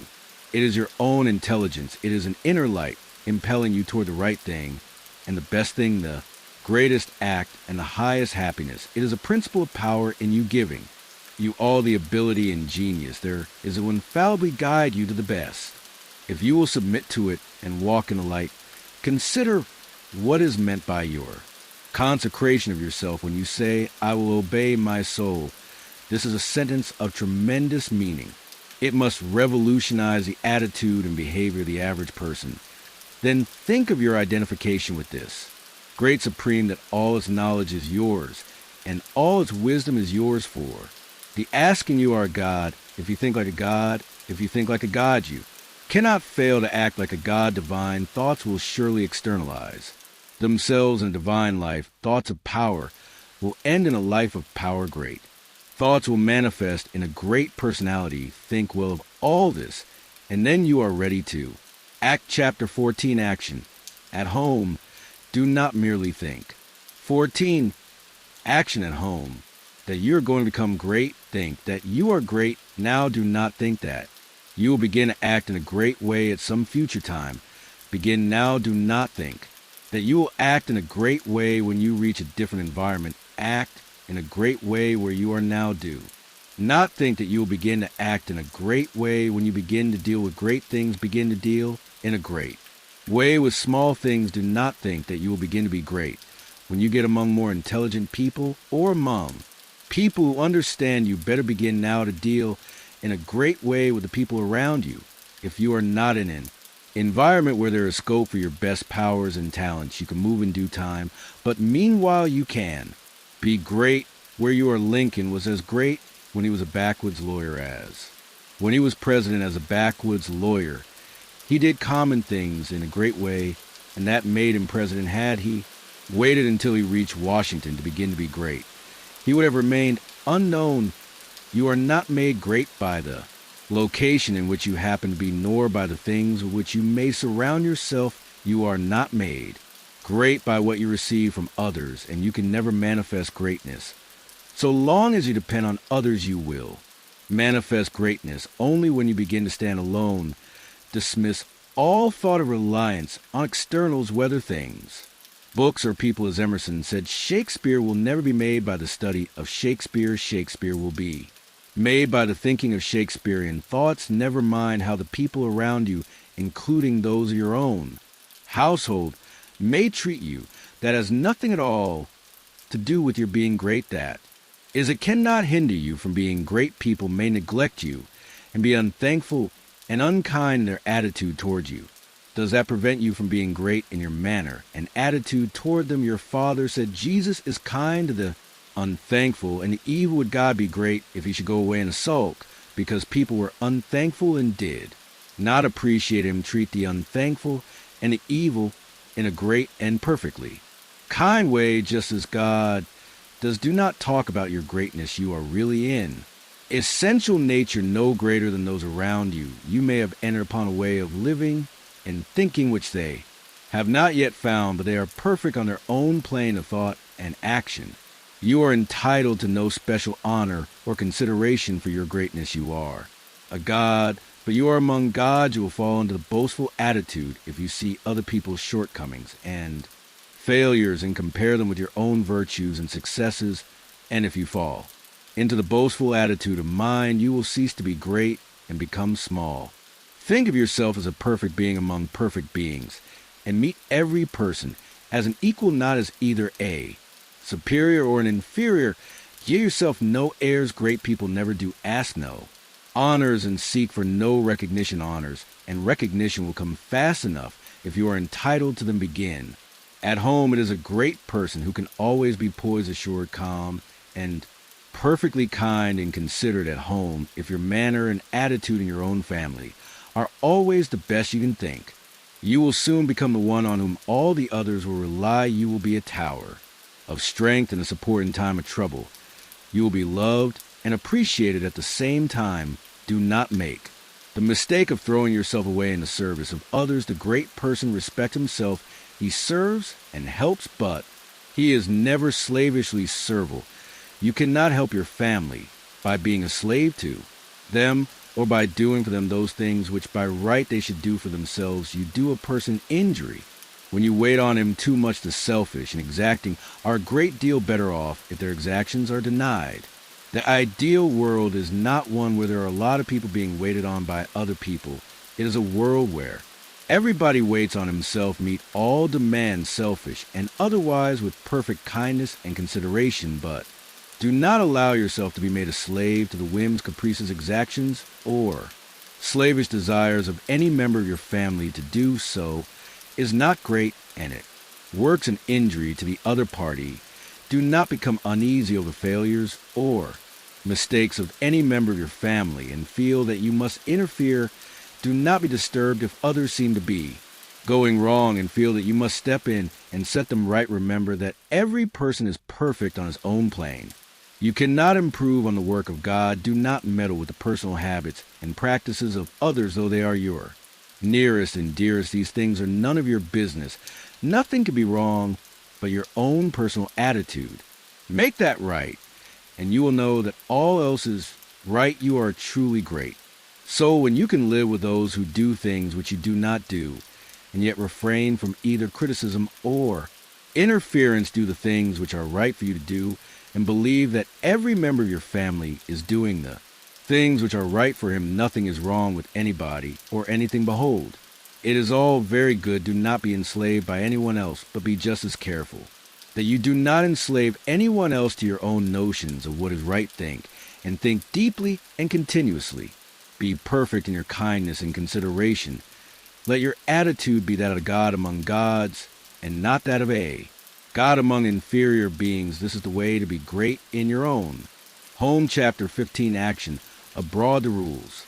15. Action abroad, which apply to your action at home, must apply to your action everywhere. Never forget for an instant that this is a perfect world, and that you are a God among gods. You are as great as the greatest, but all your equals rely absolutely on your perception of truth. Trust the inner light rather than to reason, but be sure that your perception comes from the inner light. Act in poise and calmness. Be still and attend on God. Your identification of yourself with the all-mind will give you all the knowledge you need for guidance in any contingency which may arise in your own life or in the lives of others. It is only necessary that you should be supremely calm and rely upon the eternal wisdom which is within you. If you act in poise and faith, your judgment will always be right, and you will always know exactly what to do. Do not hurry or worry. Remember Lincoln in the dark days of the war. James Freeman Clark relates that after the Battle of Fredericksburg, Lincoln alone furnished a supply of faith and hope for the nation. Hundreds of leading men from all parts of the country went sadly into his room and came out cheerful and hopeful. They had stood face to face with the highest and had seen God in this lank, ungainly, patient man. Although they knew it not have perfect faith in yourself and in your own ability to cope with any combination of circumstances that may arise, do not be disturbed if you are alone. If you need friends, they will be brought to you at the right time. Do not be disturbed if you feel that you are ignorant. The information that you need will be furnished you when it is time for you to have it. That which is in you impelling you forward is in the things and people you need impelling them toward you. If there is a particular man you need to know, he will be introduced to you. If there is a particular book you need to read, it will be placed in your hands at the right time. All the knowledge you need will come to you from both external and internal sources. Your information and your talents will always be equal to the requirements of the occasion. Remember that Jesus told his disciples not to worry as to what they should say. When brought before the judges, he knew that the power in them would be sufficient for the needs of the hour. As soon as you awaken and begin to use your faculties in a great way, you will apply power to the development of your brain. New cells will be created and dormant cells quickened into activity, and your brain will be qualified as a perfect instrument for your mind. Do not try to do great things until you are ready to go about them in a great way. If you undertake to deal with great matters in a small way, that is, from a low viewpoint, or with incomplete consecration and wavering faith, and courage, you will fail. Do not be in a hurry to get to the great things. Doing great things will not make you great, but becoming great will certainly lead you to the doing of great things. Begin to be great where you are, and in the things you do every day. Do not be in haste to be found out or recognized as a great personality. Do not be disappointed if men do not nominate you for office within a month after you begin to practice what you read in this book. Great people never seek for recognition. or applause they are not great, because they want to be paid for being so greatness, is reward enough for. Itself the joy of being something and of knowing that you are advancing is the greatest of all joys possible to man if you begin in your own family as described in the preceding chapter, and then assume the same mental attitude. With your neighbor's friends and those you meet in business, you will soon find that people are beginning to depend on you. Your advice will be sought, and a constantly increasing number of people will look to you for strength and inspiration, and rely upon your judgment here, as in the home. You must avoid meddling with other people's affairs. Help all who come to you, but do not go about officiously endeavoring to set other people right and mind your own business. It is no part of your mission in life to correct people's morals, habits, or practices. Lead a great life, doing all things with a great spirit, and in a great way give to him that asketh of thee as freely as you have received, but do not force your help or your opinions upon any man. If your neighbor wishes to smoke or drink, it is his business. It is none of yours until he consults you about it. If you lead a great life and do no preaching, you will save 1,000 times as many souls as one who leads a small life and preaches continuously. If you hold the right viewpoint of the world, others will find it out and be impressed by it through your daily conversation and practice. Do not try to convert others to your point of view except by holding it and living accordingly. If your consecration is perfect, you do not need to tell anyone. It will speedily become apparent to all that you are guided by a higher principle than the average man or woman. If your identification with God is complete, you do not need to explain the fact to others. It will become self-evident to become known as a great personality. You have nothing to do but to live. Do not imagine that you must go charging about the world like Don Quixote, tilting at windmills and overturning things in general in order to demonstrate that you are somebody. Do not go hunting for big things to do. Live a great life where you are and in the daily work you have to do, and greater works will surely find you out. Big things will come to you asking to be done. Be so impressed with the value of a man that you treat even a beggar or the tramp with the most distinguished consideration. All is God, every man and woman is perfect. Let your manner be that of a god addressing other gods. Do not save all your consideration for the poor. The millionaire is as good as the tramp. This is a perfectly good world, and there is not a person or thing in it but is exactly right. Be sure that you keep this in mind in dealing with things and men. Form your mental vision of yourself with care. Make the thought form of yourself as you wish to be, and hold this with the faith that it is being realized, and with the purpose to realize it completely. Do every common act as a god should do it. Speak every word as a god should speak it. Meet men and women of both low and high estate as a god meets other divine beings. Begin thus and continue thus, and your unfoldment and ability and power will be great and rapid. Chapter 16. Some further explanations. We go back here to the matter of the point of view, for besides being vitally important, it is the one which is likely to give the student the most trouble. We have been trained partly by mistaken religious teachers to look upon the world as being like a wrecked ship storm-driven upon a rocky coast. Utter destruction is inevitable at the end, and the most that can be done is to rescue perhaps a few of the crew. This view teaches us to consider the world as essentially bad and growing worse, and to believe that existing discords and inharmonies must continue and intensify until the end. It robs us of hope for society, government, and humanity, and gives us a decreasing outlook and contracting mind. This is all wrong. The world is not wrecked. It is like a magnificent steamer with the engines in place and the machinery in perfect order. The bunkers are full of coal, and the ship is amply provisioned for the cruise. There is no lack of any good thing. Every provision omniscience could devise has been made for the safety, comfort, and happiness of the crew. The steamer is out on the high seas, tacking hither and thither, because no one has yet learned the right course to steer. We are learning to steer, and in due time will come grandly into the harbor of perfect harmony. The world is good and growing. Better existing discords and inharmonies are but the rollings of the ship, incidental to our own imperfect steering. They will all be removed in due time.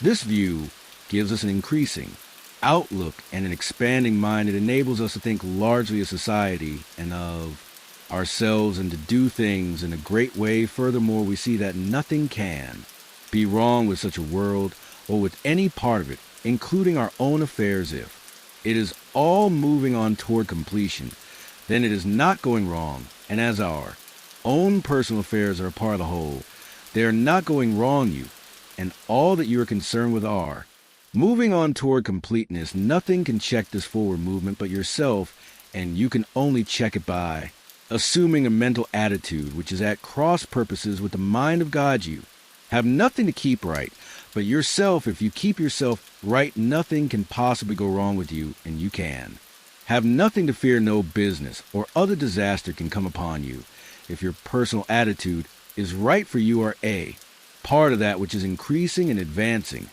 and you must increase and advance with it. Moreover, your thought form will be mostly shaped according to your viewpoint of the cosmos. If you see the world as a lost and ruined thing, you will see yourself as a part of it and as partaking of its sins and weaknesses. If your outlook for the world as a whole is hopeless, your outlook for yourself cannot be hopeful. If you see the world as declining toward its end, you cannot see yourself as advancing unless you think well of all the works of God. You cannot really think well of yourself, and unless you think well of yourself, you can never become great. I repeat that. Your place in life, including your material environment, is determined by the thought form you habitually hold of yourself. When you make a thought form of yourself, you can hardly fail to form in your mind a corresponding environment. If you think of yourself as an incapable, inefficient person, you will think of yourself with poor or cheap surroundings.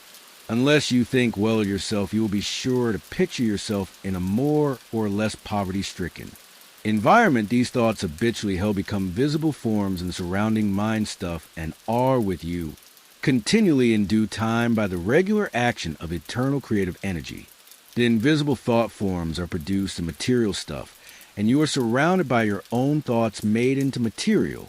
Things see nature as a great living and advancing presence, and see human society in exactly the same way. It is all one, coming from one source, and it is all good. You yourself are made of the same stuff as God. All the constituents of God are parts of yourself. Every power that God has is a constituent of man. You can move forward as you see God doing. You have within yourself the source of every power. Chapter 17. More about thought. I give place here to Psalm 17. More about thought. Further consideration of thought. You will never become great until your own thoughts make you great, and therefore it is of the first importance that you should think you will never do great things in the external world until you think great things in the internal world, and you will never think great things until you think about truth, about the verities. To think great things, you must be absolutely sincere, and to be sincere, you must know that your intentions are right, insincere, or false. Thinking is never great, however logical and brilliant it may be. The first and most important step is to seek the truth about human relations, to know what you ought to be to other men and what they ought to be to you. This brings you back to the search for a right viewpoint. You should study organic and social evolution, read Darwin and Walter Thomas Mills, and when you read, think the whole matter over until you see the world of things and men in the right way. Think about what God is doing until you can see what he is doing. Your next step is to think yourself into the right personal attitude. Your viewpoint tells you what the right attitude is, and obedience to the soul puts you into it. It is only by making a complete consecration of yourself to the highest that is within you that you can attain to sincere thinking. So long as you know you are selfish in your aims, or dishonest or crooked in any way in your intentions or practices, your thinking will be false, and your thoughts will have no power. Think about the way you are doing things, about all your intentions, purposes, and practices until you know that they are right. The fact of his own complete unity with God is one that no person can grasp without deep and sustained thinking. Anyone can accept the proposition in a superficial way, but to feel and realize a vital comprehension of it is another matter. It is easy to think of going outside of yourself to meet God, but it is not so easy to think of going inside yourself to meet God. But God is there, and in the holy of holies of your own soul, you may meet him face. To face it is a tremendous thing, this fact that all you need is already within. That you do not have to consider how to get the power to do what you want to do or to make yourself what you want to. But you have only to consider how to use the power you have in the right way, and there is nothing to do but to. Begin use your perception of truth. You can see some truth today, live fully up to that, and you will see more truth tomorrow to rid yourself of the old false ideas you will have to think a great deal about the value of men, the greatness and worth of a human soul. You must cease from looking at human mistakes and look at successes, cease from seeing faults and see virtues. You can no longer look upon men and women as lost and ruined beings who are descending into hell you must come to. Regard them as shining souls who are ascending toward heaven. It will require some exercise of willpower to do this. But this is the legitimate use of the will, to decide what you will think about and how you will think the function of.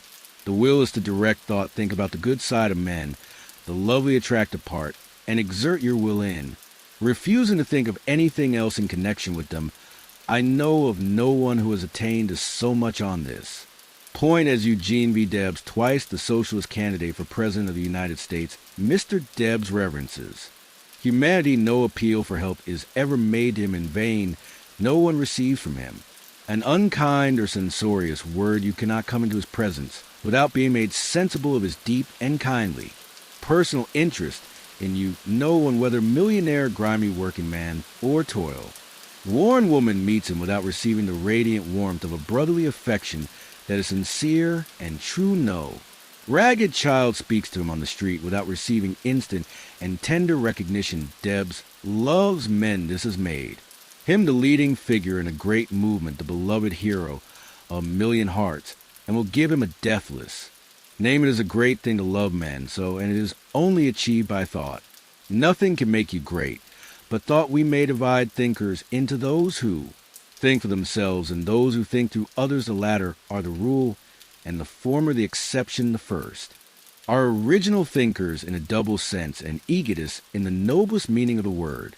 Schopenhauer, the key to every man, is his thought sturdy and defiant, though he is a helm which he obeys, which is the idea after which all his facts are classified. He can only be reformed by showing him a new idea which commands his own. Emerson, all truly wise thoughts have been thought already thousands of times, but to make them really ours, we must think them over again honestly till they take root in our personal expression. Goethe, all that a man is outwardly is but the expression and completion of his inward thought. To work effectively, he must think clearly. To act nobly, he must think nobly. Chanting great men are they who see that spirituality is stronger than any material force, that thoughts rule the world. Emerson, some people study all their lives, and at their death they have learned everything except to think. Domergue, it is a habitual thought that frames itself into our life. It affects us even more than our intimate social relations do. Our confidential friends have not so much to do in shaping our lives as the thoughts have which we harbor. J.W. Till when God lets loose a great thinker on this planet, then all things are at risk. There is not a piece of science, but its flank may be turned tomorrow, nor any literary reputation, or the so-called eternal names of fame that may be refused and condemned. Emerson, Think, Chapter 18. 18. Jesus' idea of greatness. Jesus' idea of greatness. In the 23rd chapter of Matthew, Jesus makes a very plain distinction between true and false greatness, and also points out the one great danger to all who wish to become great, the most insidious of temptations, which all must avoid and fight unceasingly who desire to really climb in the world. Speaking to the multitude and to his disciples, he bids them beware of adopting the principle of the Pharisees.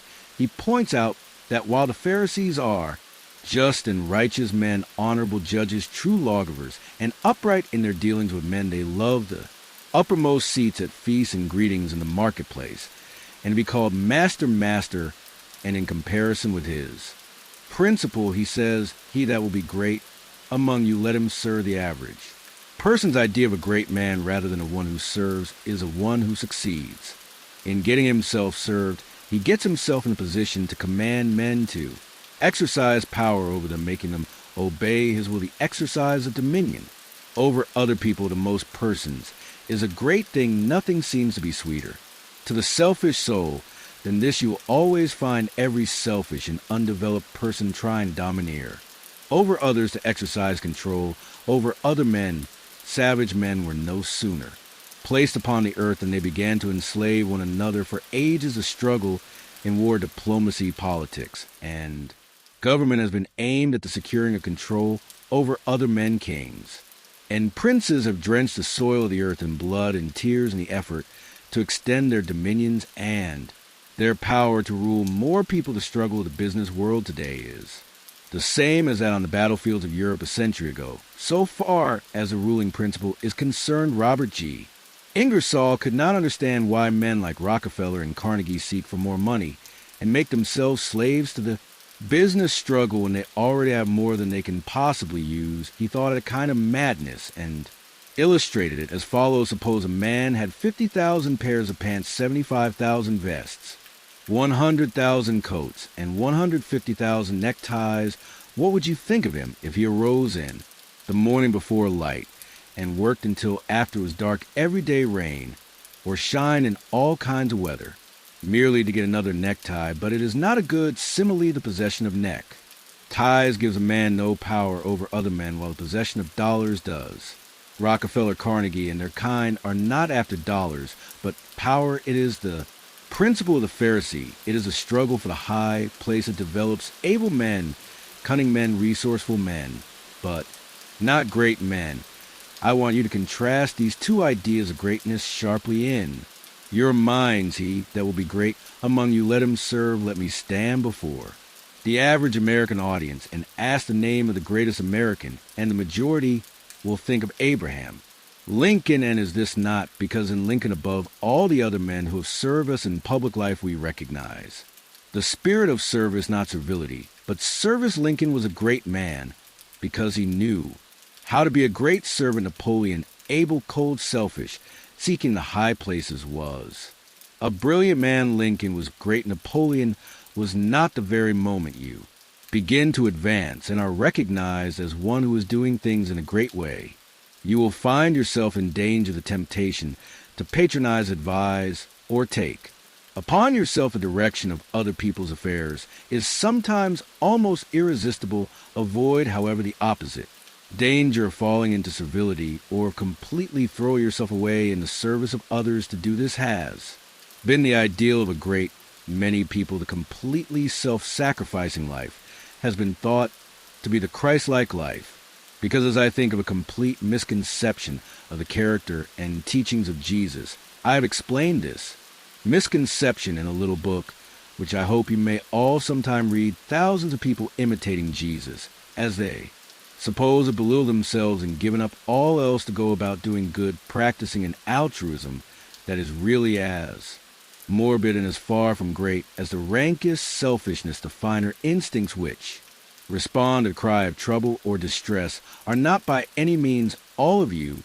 They are not necessarily the best part of you. There are other things you must do besides helping the unfortunate, although it is true that a large part of the life and activities of every great person must be given to helping other people. As you begin to advance, they will come to you. Do not turn them away, but do not make the fatal error of supposing that the life of complete self-abnegation is the way of greatness. To make another point here, let me refer to the fact that Swedenborg's classification of fundamental motives is exactly the same as that of Jesus. He divides all men into two groups: those who live in pure love and those who live in what he calls the love of ruling for the love of self. It will be seen that this is exactly the same as the lust for place and power of the Pharisees. Swedenborg saw this selfish love of power as the cause of all sin. It was the only evil desire of the human heart, from which all other evil desires sprang over. Against this he places pure love. He does not say love of God or love of man, but merely love. Nearly all religionists make more of love and service to God than they do of love and service to man. But it is a fact that love to God is not sufficient to save a man from the lust for power. For some of the most ardent lovers of the deity have been the worst of tyrants. Lovers of God are often tyrants, and lovers of men are often servile and officious. Chapter 19, a view of. 19, a view of evolution. Evolution, but how should we avoid throwing ourselves into altruistic work if we are surrounded by poverty, ignorance, suffering, and every appearance of misery, as very many people are those who live with a withered hand one is thrust upon them from every side appealingly, for aid must find it hard to refrain from continuous giving. Again, there are social and other irregularities, injustices done to the weak which fire generous souls with an almost irresistible desire to set things right. We want to start a crusade. We feel that the wrongs will never be righted until we give ourselves wholly to the task. In all this we must fall back upon the point of view. We must remember that this is not a bad world, but a good world. In the process of becoming beyond all doubt, there was a time when there was no life upon this earth. The testimony of geology to the fact that the globe was once a ball of burning gas and molten rock, clothed about with boiling vapors, is indisputable, and we do not know how life could have existed under such conditions. That seems impossible. Geology tells us that later on a crust formed the globe, cooled and hardened, the vapors condensed and became mist or fell in rain. The cooled surface crumbled into soil, moisture accumulated ponds, and seas were gathered together, and at last somewhere in the water or on the land appeared something that was alive. It is reasonable to suppose that this first life was in single-celled organisms, but behind these cells was the insistent urge of spirit, the great one life, seeking expression, and soon organisms, having too much life to express themselves with one cell, had two cells, and then many, and still more life was poured into the multiple-celled organisms were formed plants, trees, vertebrates, and mammals, many of them with strange shapes, but all were perfect after their kind, as everything is that. God makes no doubt there were crude and almost monstrous forms of both animal and plant life, but everything filled its purpose in its day, and it was all very good. Then another day came, the great day of the evolutionary process, a day when the morning stars sang together, and the sons of God shouted for joy to behold the beginning of the end. For man, the object aimed at from the beginning, had appeared upon the scene, an ape-like being, little different from the beasts around him in appearance, but infinitely different in his capacity for growth and thought, art and beauty, architecture and song, poetry and music. All these were unrealized possibilities in that ape-man soul, and for his time and kind he was very good. It is God that worketh in you to will and to do of his good pleasure. Says St. Paul, from the day the first man appeared, God began to work in men, putting more and more of himself into each succeeding generation, urging them on to larger achievements and to better conditions, social, governmental, and domestic. Those who, looking back into ancient history, see the awful conditions which existed, the barbarities, idolatries, and sufferings, and reading about God in connection with these things, are disposed to feel that he was cruel and unjust. A man should pause to think, from the ape man to the coming Christ man, the race has had to rise, and it could only be accomplished by the successive unfoldment of the various powers and possibilities latent in the human brain. Naturally, the cruder and more animal-like part of man came to its full development first. For ages men were brutal, their governments were brutal, their religions were brutal, their domestic institutions were brutal, and what appears to be an immense amount of suffering resulted from this brutality.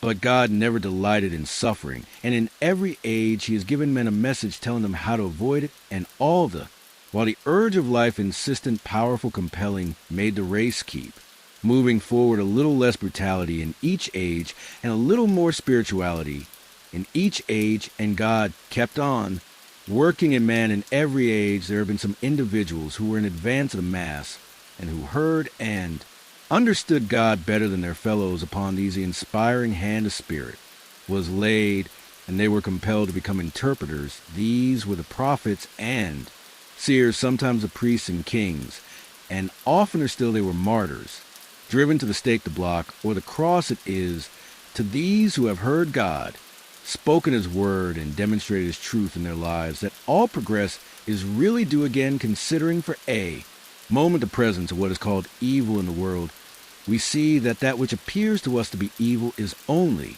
undeveloped, and that the undeveloped is perfectly good in its own stage and place. Because all things are necessary to man's complete unfoldment, all things in human life are the work of God to graft. Rings in our cities, the red light districts, and their unfortunate inmates, these he consciously or involuntarily produce their part in the plan of unfoldment must be played, and when their part has been played, he will sweep them off the stage as he did the strange and poisonous monsters which filled the swamps of the past. Ages in concluding this vision of evolution, we might ask why it was all done. What is it for this question should be easy for the thoughtful mind to answer? God desired to express himself to live in form, and not only that, but to live in a form through which he could express himself on the highest moral and spiritual plane. God wanted to evolve a form in which he could live as a God and manifest himself as a God. This was the aim of the evolutionary force. The ages of warfare, bloodshed, suffering, injustice, and cruelty were tempered in many ways with love and justice as time advanced. And this was developing the brain of man to a point where it should be capable of giving full expression to the love and justice of God. The end is not, yet God aims not at the perfection of a few choice specimens for exhibition, like the large berries at the top of the box, but at the glorification of the race. The time will come when the kingdom of God shall be established on earth, a time foreseen by the dreamer of the Isle of Patmos, when there shall be no more crying, neither shall there be any more pain, for former things are all passed away, and there shall be no night. There, chapter 20, Serving God, I have brought you thus far through. XX, Serving God. The two preceding chapters with a view to finally settling the question of duty. This is one that puzzles and perplexes very many people who are earnest and sincere, and gives them a great deal of difficulty in its solution when they start out to make something of themselves and to practice the science of being great.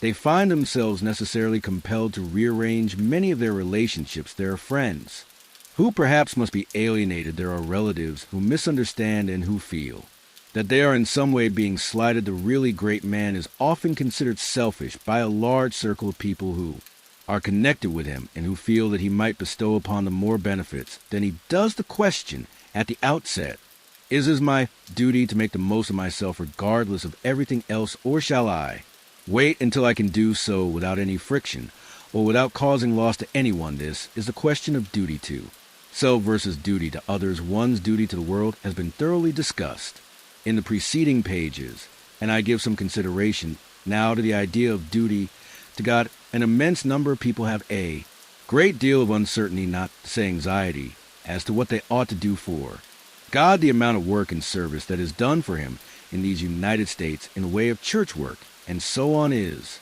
enormous. An immense amount of human energy is expended in what is called serving God. I propose to consider briefly what serving God is and how a man may serve God best. And I think I shall be able to make plain that the conventional idea as to what constitutes service to God is all wrong. When Moses went down into Egypt to bring out the Hebrews from bondage, his demand upon Pharaoh in the name of the deity was, "Let the people go that they may serve me." He led them out into the wilderness, and there instituted a new form of worship, which has led many people to suppose that worship constitutes the service of God, although later God himself distinctly declared that he cared nothing for ceremonies, burnt offerings, or oblation, and the teaching of Jesus, if rightfully understood, would do away with organized temple worship altogether. God does not lack anything that men may do for him with their hands or bodies. Or, voice of St. Paul points out that man can do nothing for God does not need anything. The view of evolution which we have taken shows God seeking expression through man through all the successive ages in which his spirit has urged man up the height God has gone on seeking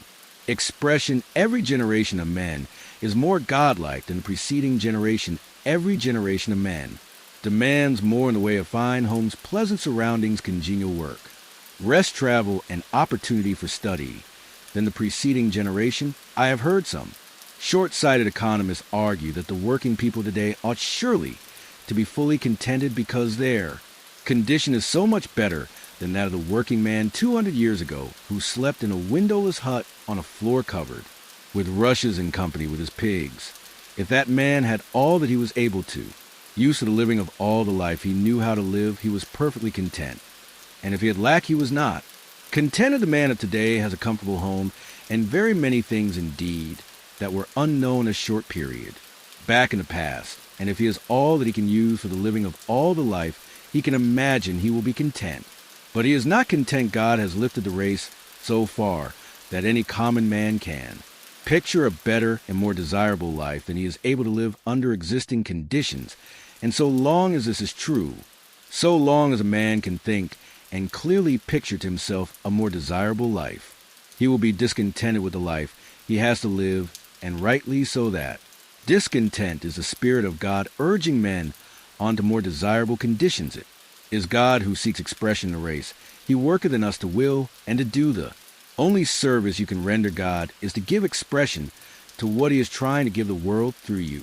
The only service you can render God is to make the very most of yourself in order that God may live in you to the utmost of your possibilities. In a former work of this series, I refer to the little boy at the piano to music and whose soul could not find expression through his untrained hands. This is a good illustration of the way the Spirit of God is over about around and in all of us seeking to do great things with us.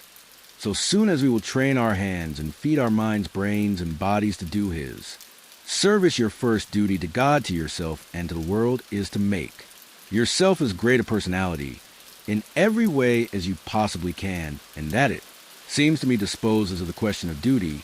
There are one or two other things which might be disposed of in closing this chapter 1 have written of opportunity in a preceding chapter 1, have said in a general way that it is within the power of every man to become great, just as in the science of getting rich. I declare that it is within the power of every man to become rich, but these sweeping generalizations need qualifying. There are men who have such materialistic minds that they are absolutely incapable of comprehending the philosophy set forth in these books.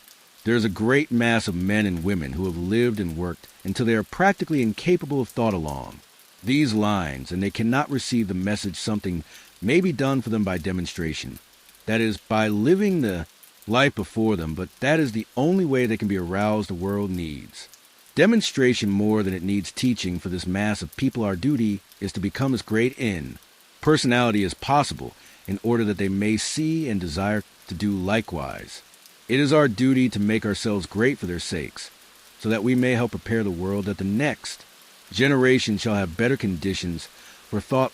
One other point I am frequently written to by people who wish to make something of themselves and to move out into the world, but who are hampered by home ties, having others more or less dependent upon them whom they fear would suffer if left alone in general. I advise such people to move out fearlessly and to make the most of themselves. If there is a loss of home, it will be only temporary and apparent for in a little while. If you follow the leading of spirit, you will be able to take better care of your dependents than you ever have done before. Chapter 21, a mental XXI, a mental exercise.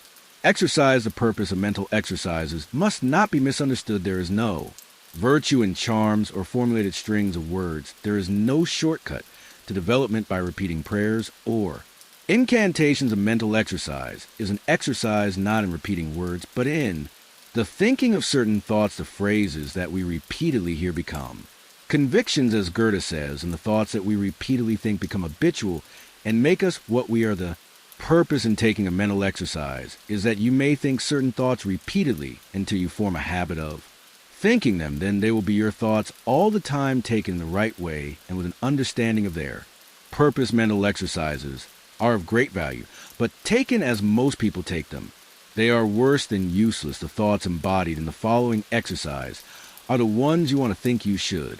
Take the exercise once or twice daily, but you should think the thoughts continuously. That is, do not think them twice a day for a stated time, and then forget them until it is time to take the exercise again. The exercise is to impress you with the material for continuous thought. Take a time when you can have from 20 minutes to half an hour, secure from interruption, and proceed first to make yourself physically comfortable. Lie at ease in a Morris chair, or on a couch, or in bed. It is best to lie flat on your back if you have no other time. Take the exercise on going to bed at night. And before rising in the morning, first let your attention travel over your body from crown of your head to the soles of your feet, relaxing every muscle as you go relax completely, and next get physical and other ills off. Your mind let the attention pass down the spinal cord and out over the nerves to the extremities, and as you do, so think my nerves are in perfect order all over my body. They obey my will, and I have great nerve force. Next bring your attention to the lungs, and think I am breathing deeply and quietly, and the air goes into every cell of my lungs, which are in perfect condition. My blood is purified and made clean next to the heart. My heart is beating strongly and steadily, and my circulation is perfect, even to the extremities next to the digestive system of my stomach, and bowels perform their work.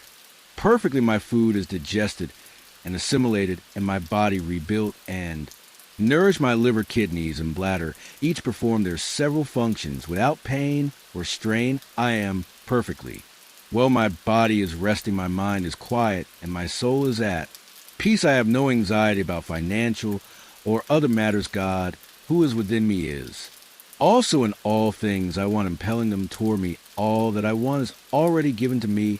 I have no anxiety about my health, for I am perfectly well. I have no worry or fear whatever. I rise above all temptation to moral evil. I cast out all greed, selfishness, and narrow personal ambition. I do not hold envy, malice, or enmity toward any living soul. I will follow no course of action which is not in accord with my highest ideals. I am right, and I will do right. Viewpoint, all is right with the world, is perfect and advancing to completion. I will contemplate the facts of social, political, and industrial life only from this high viewpoint. Behold, it is all very good. I will see all human beings, all my acquaintances, friends, neighbors, and the members of my own household in the same way. They are all good. Nothing is wrong with the universe. Nothing can be wrong but my own personal attitude, and henceforth I keep that right. My whole trust is in God. Consecration. I will obey my soul and be true to that within me which is highest. I will search within for the pure idea of right in all things, and when I find it, I will express it in my outward life. I will abandon everything I have outgrown for the best. I can think. I will have the highest thoughts concerning all. My relationships and my manner and action shall express these thoughts. I surrender my body to be ruled by my mind. I yield my mind to the dominion of my soul, and I give my soul to the guidance of God identification. There is but one substance and source, and of that I am made, and with it I am one. It is my Father I proceeded forth and came from. If my Father and I are one, and my Father is greater than I, and I do as will I surrender myself to conscious unity with pure spirit. There is but one, and that one is everywhere. I am one with the eternal consciousness. Idealization. Form a mental picture of yourself as you want to be, and at the greatest height your imagination can picture. Dwell upon this for some little time, holding the thought, this is what I really am. It is a picture of my own soul. I am this now in soul, and I am becoming this in outward manifestation. Realization. I appropriate to myself the power to become what I want to be and to do what I want to do. I exercise creative energy. All the power there is. Mine. I will arise and go forth with power and perfect confidence. I will do mighty works in the strength of the Lord my God. I will trust and not fear, for God is with me. Chapter 22, a summary of the science. XXII, a summary of the science of being great. Of being great, all men are made of the one intelligent substance, and therefore all contain the same essential powers and possibilities. Greatness is equally inherent in all and may be manifested by all. Every person may become great. Every constituent of God is a constituent of man. Man may overcome both heredity and circumstances by exercising the inherent creative power of the soul.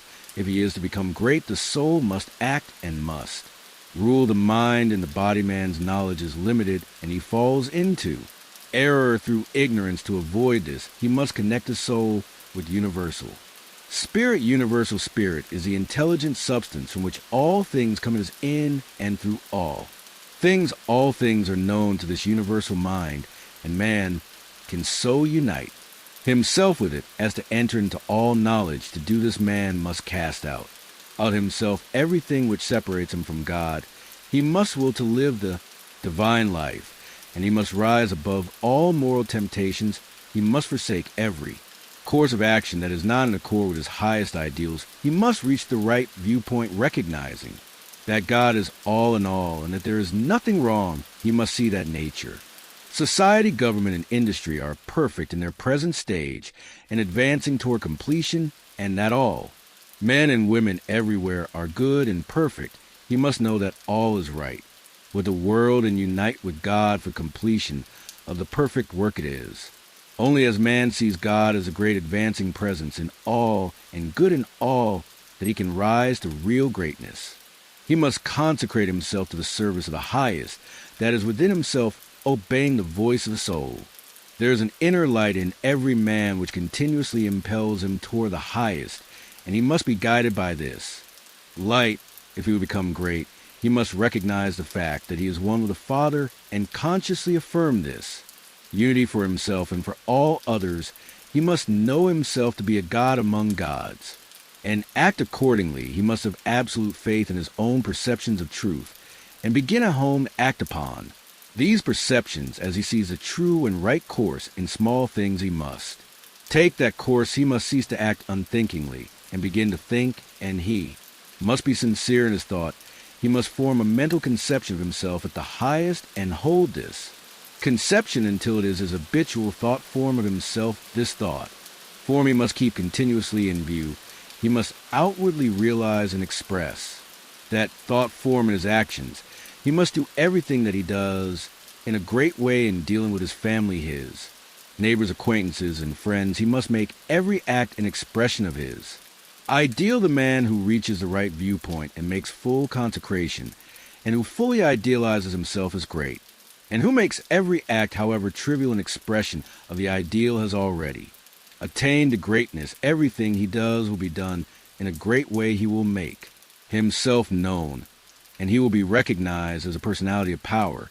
He will receive knowledge by inspiration, and he will know all that he needs to know. He will receive all the material wealth he forms in his thoughts, and will not lack for any good thing. He will be given ability to deal with any combination of circumstances which may arise in his growth and progress will be continuous, and rapid great works will seek him out, and all men will delight to do him honor because of his peculiar value to the student of the science of being great. I close this book by giving a portion of Emerson's essay on the oversoul. This great essay is fundamental, showing the foundation principles of monism and the science of greatness. I recommend the student to study it most carefully in connection with this book. What is the universal sense of want and ignorance, but the fine innuendo by which the great soul makes its enormous claim? Why do men feel that the natural history of man has never been written, but always he is leaving behind what you have said of him, and it becomes old in books of metaphysics, worthless the philosophy of 6,000 years has not searched the chambers and magazines of the soul. In its experiments there has always remained, in the last analysis, a residuum it could not resolve. Man is a stream whose source is hidden. Always our being is descending into us from we know not whence. The most exact calculator has no prescience that somewhat incalculable may not balk the very next moment. I am constrained every moment to acknowledge a higher origin for events than the will. I call mine as with events, so it is with thoughts when I watch that flowing river, which out of regions I see not pours for a season. It streams into me. I see that I am a pensioner, not a cause, but a surprised spectator of this ethereal water that I desire, and look up and put myself in the attitude for reception. But from some alien energy the visions come, the supreme critic on all the errors of the past and present, and the only profit of that which must be is that great nature in which we rest as the earth lies in the soft arms of the atmosphere, that unity, that oversoul with which every man's particular being is contained and made one with all other, that common heart of which all sincere conversation is the worship, to which all right action is submission, that overpowering reality which confutes our tricks and talents and constrains everyone to pass for what he is and to speak from his character and not from his tongue, and which evermore tends and aims to pass into our thought and hand, and become wisdom and virtue and power and beauty we live in succession in, division in parts and particles. Meantime within man is the soul of the whole, the wise silence, the universal beauty, to which every part and particle is equally related to the eternal one, and this deep power in which we exist, and whose beatitude is all accessible to us, is not only self-sufficing and perfect in every hour, but the act of seeing, and the thing seen, the seer, and the spectacle. The subject and the object are one. We see the world piece by piece as the sun, the moon, the animal, the tree, but the whole of which these are the shining parts is the soul. It is only by the vision of that wisdom that the horoscope of the ages can be read, and it is only by falling back on our better thoughts, by yielding to the spirit of prophecy which is innate in every man, that we know what it saith, every man's words who speaks from that life must sound vain to those who do not dwell in the same thought on their own part. One dare not speak for it. My words do not carry its august sense, they fall short and cold. Only itself can inspire whom it will, and behold their speech shall be lyrical and sweet and universal as the rise of the wind. Yet I desire even by profane words, if sacred, I may not use to indicate the heaven of this deity, and to report what hence I have collected of the transcendent simplicity and energy of the highest law, if we consider what happens in conversation, in reveries, in remorse, in times of passion, in surprises, in the instruction of dreams, wherein often we see ourselves in masquerade the droll, disguised as only magnifying and enhancing a real element and forcing it on our distinct notice, we shall catch many hints that will broaden and lighten into knowledge of the secret of nature. All goes to show that the soul in man is not an organ, but animates and exercises all the organs, is not a function like the power of memory, of calculation, comparison, but uses these as hands and feet, is not a faculty, but a light is not the intellect or the will, but the master of the intellect and the will is the vast background of our being, in which they lie in immensity not possessed, and that cannot be possessed from within or from behind. A light shines through us upon things, and makes us aware that we are nothing, but the light is all a man, is the facade of a temple wherein all wisdom and all good abide, what we commonly call man. The eating, drinking, planting, counting man does not, as we know him, represent himself, but misrepresents himself, and we do not respect, but the soul whose organ he is. Would he let it appear through his action, would make our knees bend. When it breathes through his intellect, it is genius. When it flows through his affection, it is love after its own law, and not by arithmetic is the rate of its progress to be computed. The soul's advances are not made by gradation such as can be represented by motion in a straight line, but rather by ascension of state, such as can be represented by metamorphosis from the egg to the worm, from the worm to the fly. The growths of genius are of a certain total character that does not advance the elect individual first over John, then Adam, then Richard, and give to each the pain of discovered inferiority, but by every throw of growth the man expands there where he works, passing at each pulsation classes, populations of men. With each divine impulse the mind rends within, rinds of the visible and finite, and comes out into eternity, and inspires and expires its air, converses with truths that have always been spoken in the world, and becomes conscious of a closer sympathy with Zeno and Arian than with persons in a house. This is a law of moral and of mental gain, the simple rise, as by specific levity, not into a particular virtue, but into the region of all the virtues there in the spirit which contains them all. The soul is superior to all the particulars of merit. The soul requires purity, but purity is not. It requires justice, but justice is not. That requires beneficence, but is somewhat better, so that there's a kind of dissent and accommodation felt when we leave speaking of moral nature to urge of virtue, which it enjoins for the soul in her pure action. All the virtues are natural and not painfully acquired, speak to his heart, and the man becomes suddenly virtuous within the same sentiment is the germ of intellectual growth, which obeys the same law those who are capable of humility, of justice, of love, of aspiration, are already on a platform that commands the sciences and art, speech, and poetry action, and grace for whoso dwells in this moral beatitude does already anticipate those special powers which men prize so highly, just as love does justice to all the gifts of the object beloved. The lover has no talent, no skill, which passes for quite nothing with his enamored maiden, however little she may possess a related faculty, and the heart which abandons itself to the supreme mind finds itself related to all its works, and will travel a royal road to particular knowledge and powers for an ascending to this primary and aboriginal sentiment. We have come from our remote station